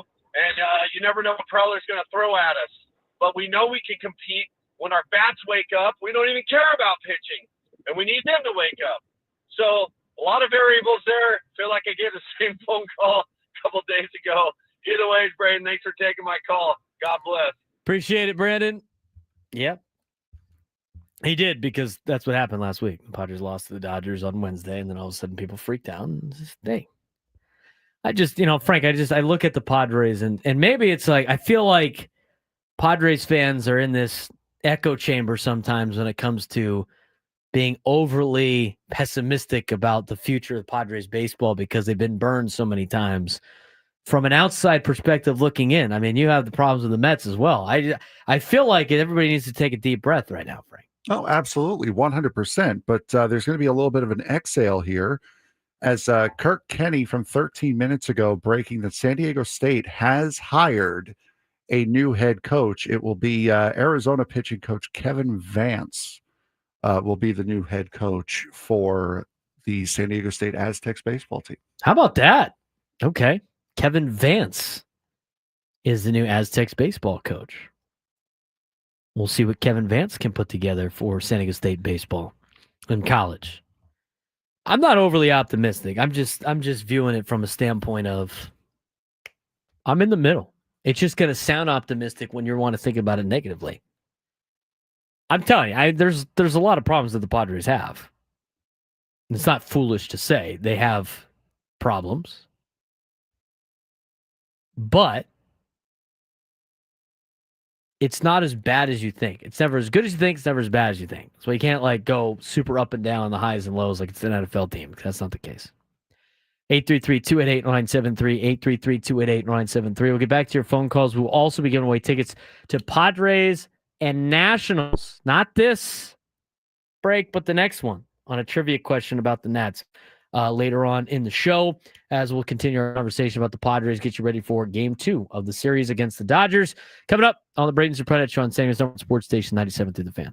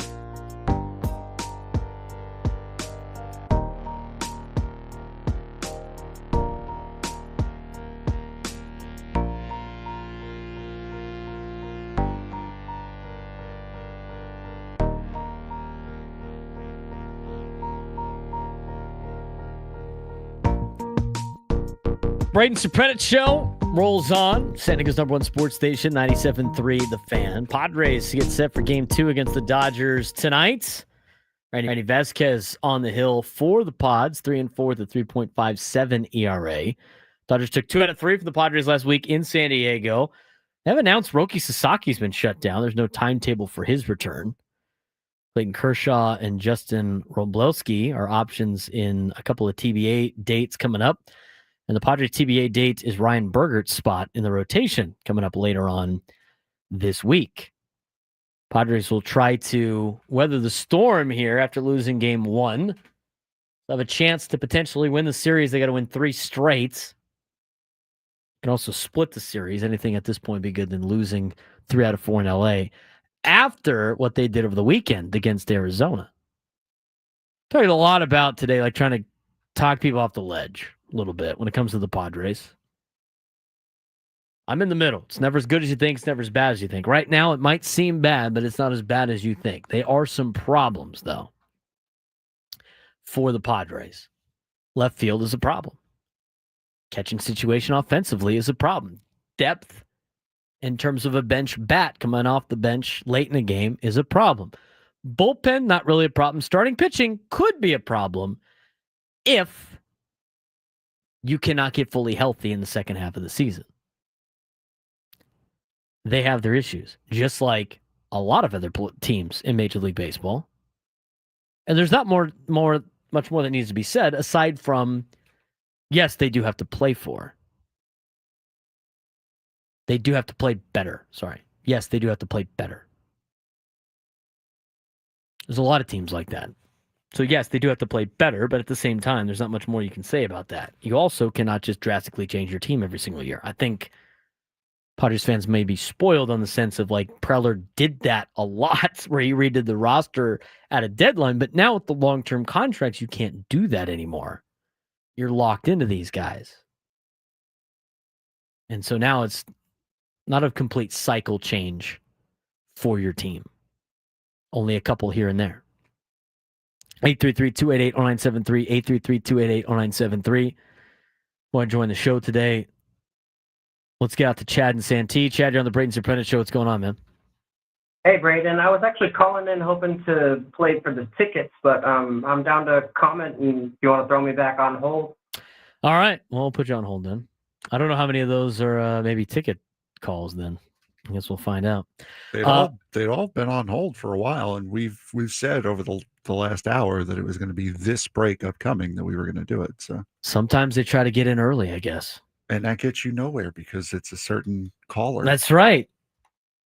To answer a trivia question.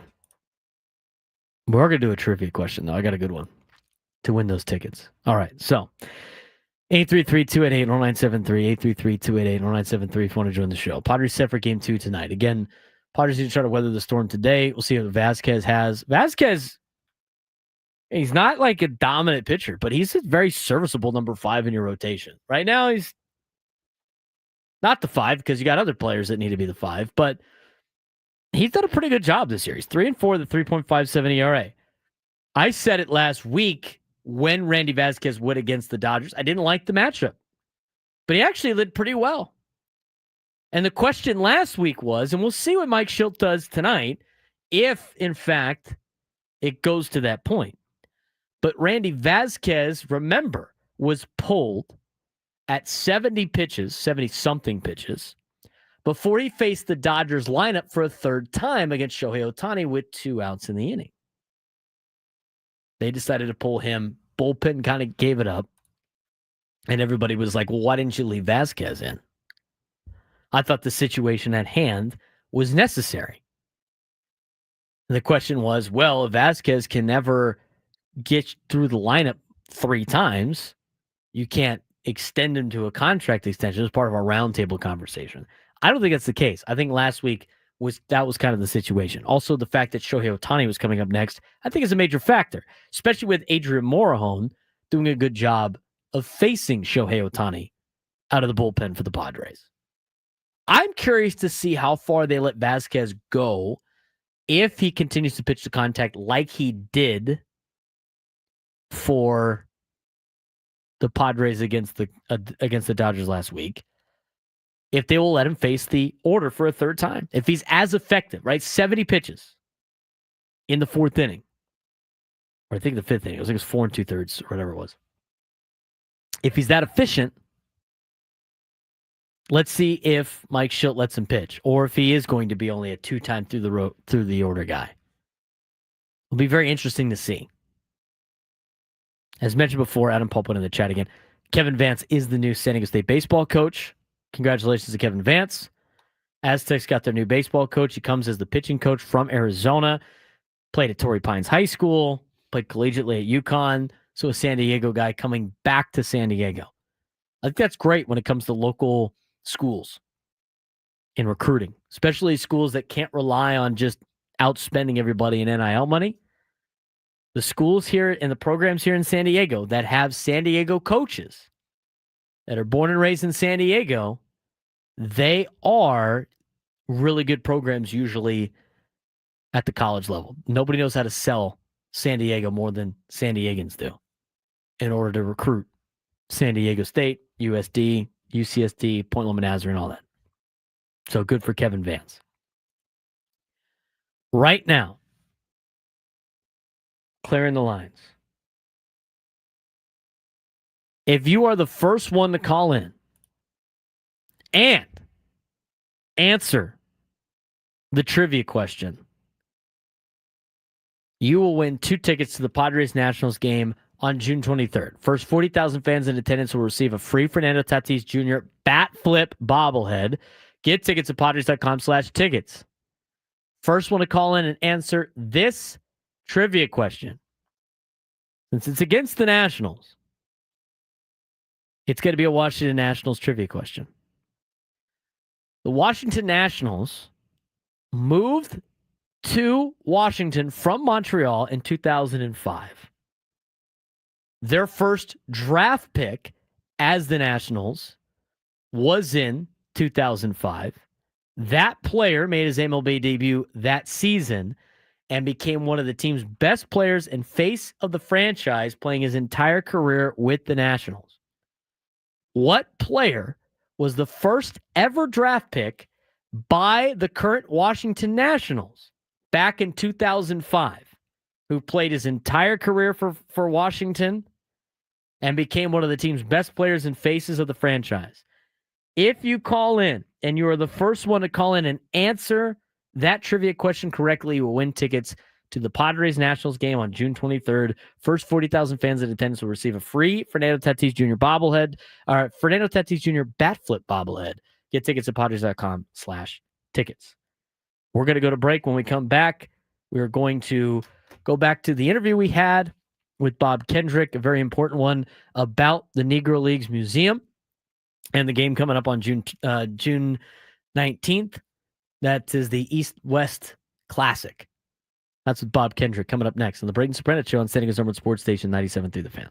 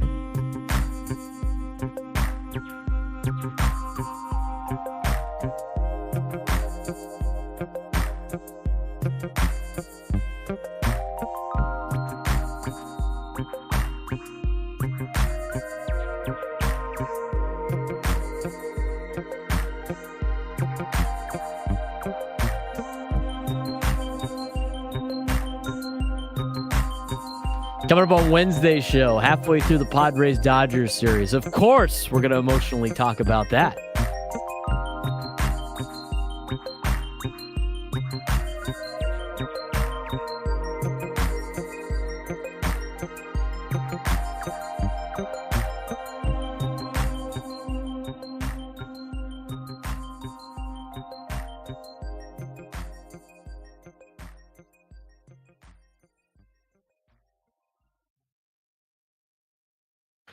Coming up on Wednesday's show, we'll be halfway through the Padres-Dodgers series. I'm sure we'll have some interesting takes to discuss.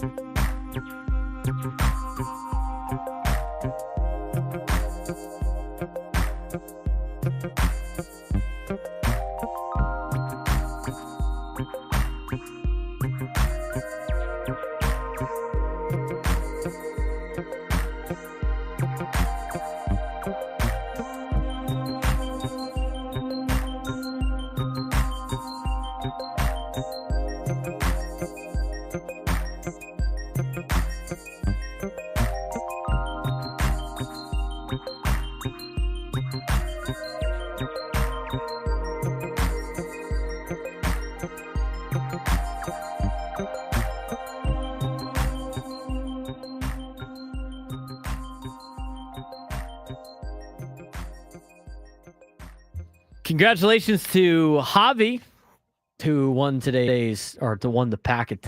2 tickets to the Padres Nationals game on June 23rd. First 40,000 fans in attendance will receive a free Fernando Tatis Jr. bat flip bobblehead. Get tickets at Padres.com/tickets. Tune again tomorrow, Frank, right? Yes, tomorrow as well. All right, cool. Baseball coverage on 97 to the Fan presented by T-Mobile. Head to T-Mobile.com and get a great deal on an iPhone 16 Pro. We had great baseball coverage earlier today, and it was such a good interview with the president of the Negro League Museum and Bob Kendrick. We wanted to replay it for you if you missed it in the 10:30 hour. Again, if you missed any of our segments, you can go back and listen via podcast form, wherever you get your podcasts. You can also rewatch it on YouTube. But earlier today, I had Bob Kendrick on, who is the president of the Negro League Museum, as he talks about a big event coming up on Thursday.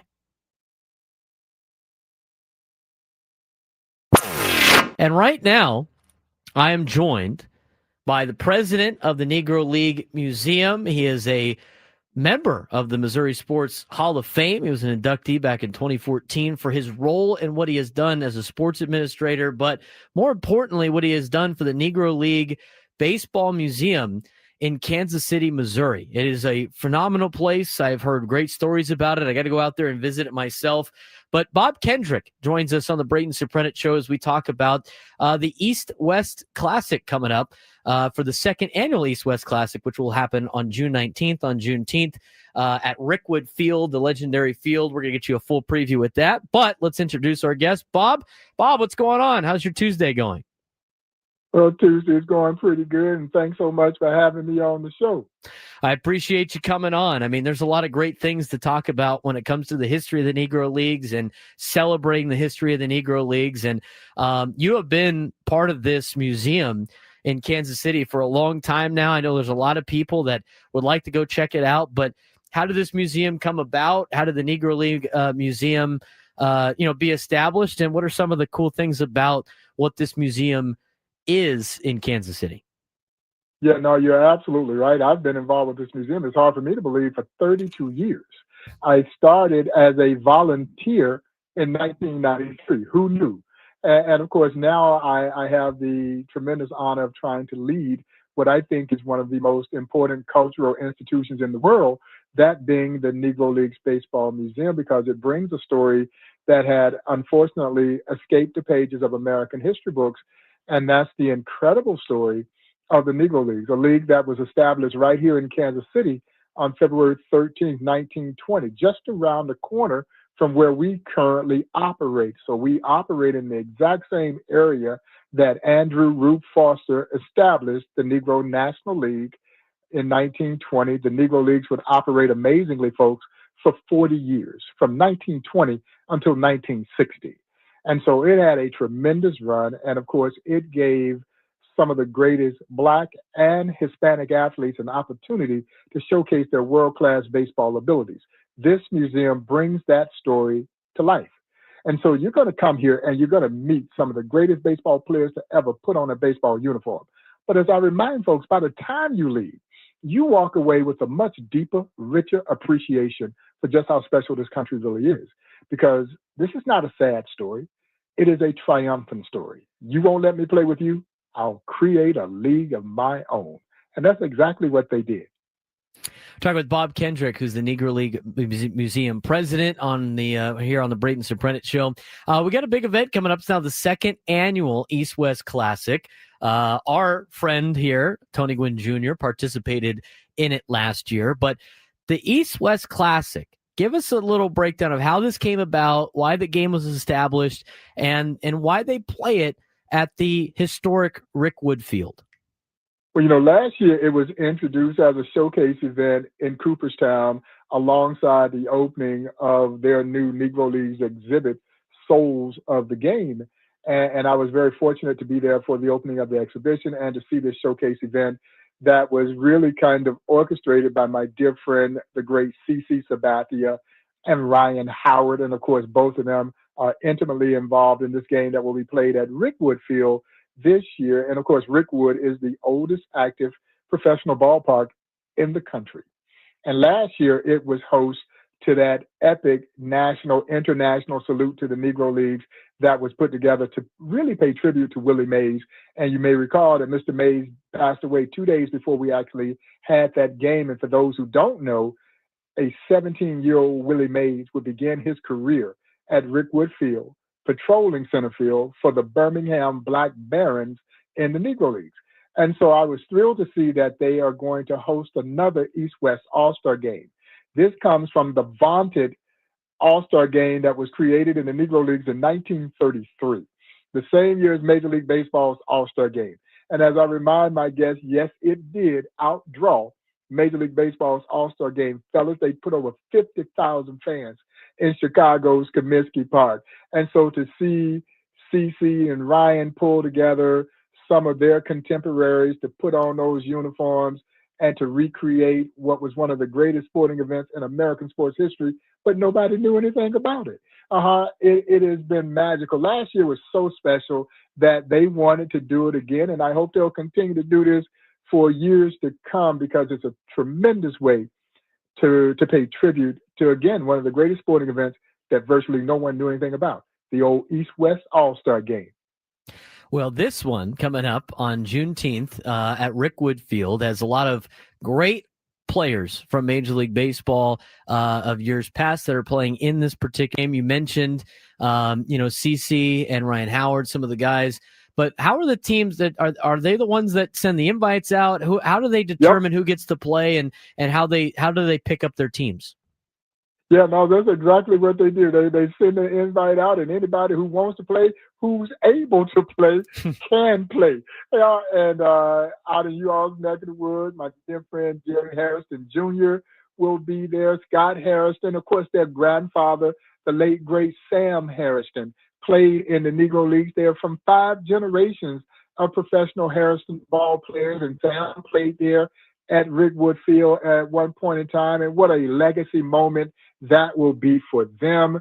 But yeah, they go out, they send the word around, and I think they had so much fun last year, and no one got seriously hurt. That's the best part about it, because when you've been away from the game, but then when you get back in it, the adrenaline starts to flow, and you start to think that you could do things that you used to do when you were doing them, and so no one got hurt, but they had such a tremendous time that they wanted to do it again, and like I said, I hope that they will continue to bring this event to the forefront as a tribute to the history of the Negro Leagues. Well, the rosters you can go find on MLB.com. They have the events page on there, MLB.com/events/Rick Wood. It does have the rosters on there. And for maybe a lot of people here in San Diego that want to be able to watch it, is there any way you can watch from a distance? Yeah, I think the game is going to be televised on MLB Network. And so you should be able to see the game as it is happening, or certainly a delayed version of the game. And, I'm a little disappointed because I'm not going to be able to be at Rick Wood because I had an unfortunate knee surgery, which I'm going to actually have to have another surgery. And so I'm not going to be able to be there in attendance. And that's so tremendously disappointing for me, but I will be there in spirit. It would be great to be there with all of my dear friends because they're doing something special and meaningful. And anytime that we can give Negro Leagues history a mainstream voice, it is welcomed by this museum. It just continues to raise the profile and the interest in this subject matter. And I've always believed that there was never a time that people didn't want to know about the Negro Leagues. They just had no way to know about the Negro Leagues until this museum really stepped to the forefront, and now it's starting to gain notoriety. Talking with Bob Kendrick, the Negro League Museum president, joining us on the Braden Surprenant Show. Bob, there's a couple of exhibits that were, here in San Diego and that are still here at the San Diego Public Library. How do you guys put exhibits out there outside of just Kansas City where you guys are located? Are there any more that go around the country? How do you guys, what are some of the events that you guys put on outside of obviously the East-West Classic, but some of the other ways that people maybe local to them can go out and learn more about the Negro Leagues? Yeah, no, we've been very fortunate that we have built these traveling exhibitions. And so you're right, we've had a tremendous run there in San Diego with our Barrier Breaker exhibit. That's at the San Diego Public Library. It will be there through June 20th. So for those who are listening, you still have an opportunity to get down to the library and check it out. It is an extraordinary exhibition that celebrates all of Major League Baseball's integration pioneers, those players who broke their respective color barriers with each of their major league teams. Because we know Jackie Robinson's story. And if you don't know Jackie's story, you've got films, you've got books that you can turn to. But when we talk about Larry Doby, very few folks understand the significance of Larry Doby's pioneering role. He would integrate the American League just weeks after Jackie breaks the color barrier in the National League with the Cleveland Indians. And he has been the forgotten man, but that's kind of how we are in our society. We always celebrate the first. We rarely ever remember the second. And as you can well imagine, if the number 16, you can pretty much forget it. Nobody ever talks about you. And we wanted to tell their story because it didn't get any easier for Elijah Pumpsy Green, who would complete the integration cycle with the Boston Red Sox in 1959. 12 years after Jackie breaks the color barrier, Boston would be the last team to sign a black ball player, again, in Pumpsy Green. And they all had their trials and tribulations as they were trying to blaze their path to pursue their major league careers. And their stories deserve to be more than just a footnote in baseball and American history. And so we decided to create this traveling exhibition. It has been touring around the country. It is one of 7 national traveling exhibitions that we've created. And we still have designs to build at least 2 to 3 more over the next 5 years, because as much as I want everyone to come to Kansas City, I know that's not possible. We didn't want to leave this history isolated in Kansas City. So we found unique ways to tell the story and get them out to the public. And maybe that will whet your appetite to the point that you will want to come to Kansas City. And I just think it's also part of what, as a teaching institution, is what we need to do and have to do. Last thing for you, Bob, for everybody that does want to go to Kansas City and check out this museum, what is the best way to do that, to plan the trip? Where's the best website to go check out?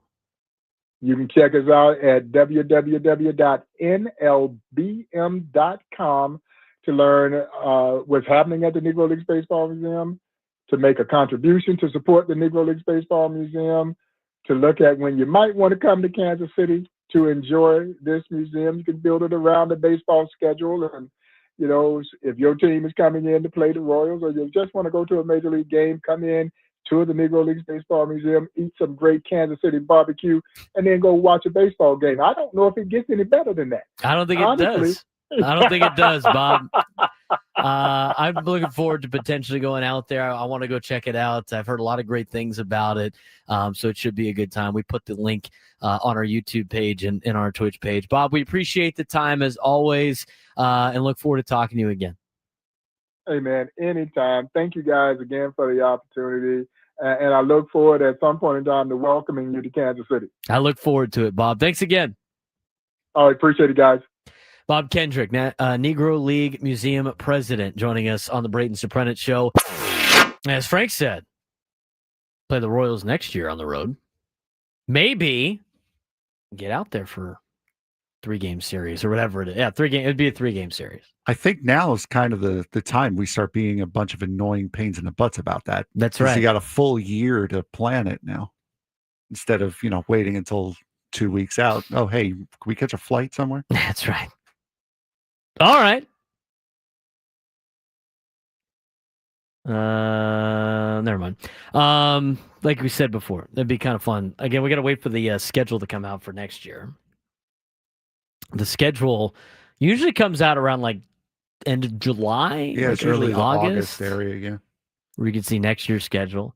Every year's schedule is the same. It's just a matter of now, what American League cities are you going to that you didn't go to the year before, and when you play a couple of games. But you know who you're playing. I mean, you're playing everybody in Major League Baseball. You're going to play the National League West 13 times. You're going to play the rest of the National League anywhere between 6 and 7 times. And then you're going to play every team in the American League 3 times. And that's your schedule. And whoever you played on the road this year, you'll play at home next year.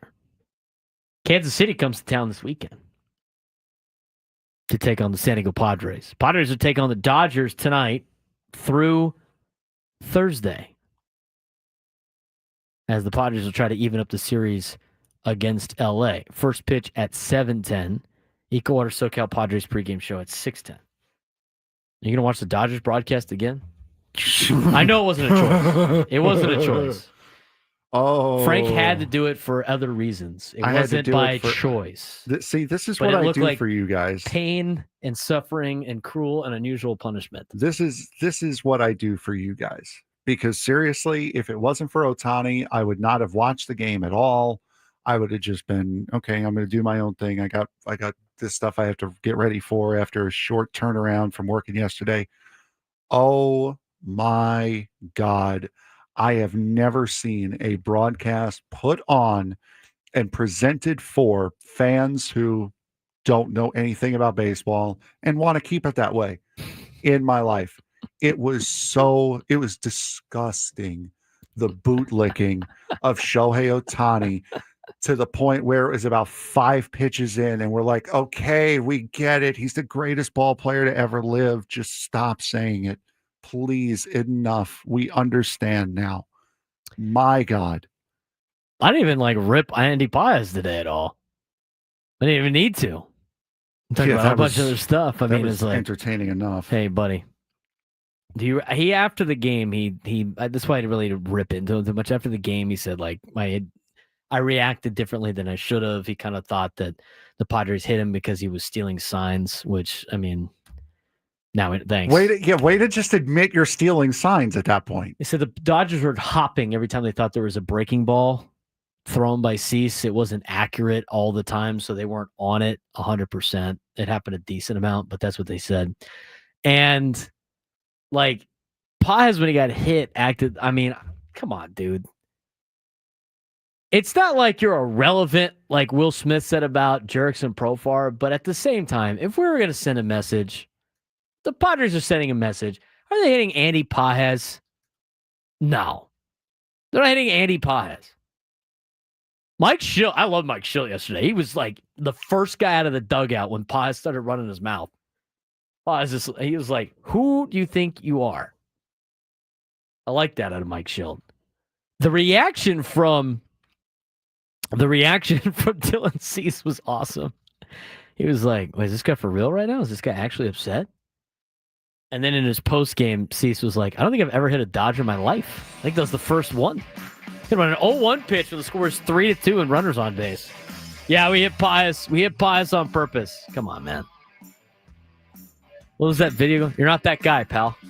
You're not that guy, pal. I'm sorry. You're not that guy. Frank's that guy. For Frank Marchese, I'm Braden Surprenant. Thanks again for tuning in. We'll talk to you tomorrow, hopefully after a Padres victory. Enjoy the game tonight, and we'll talk to you on Wednesday.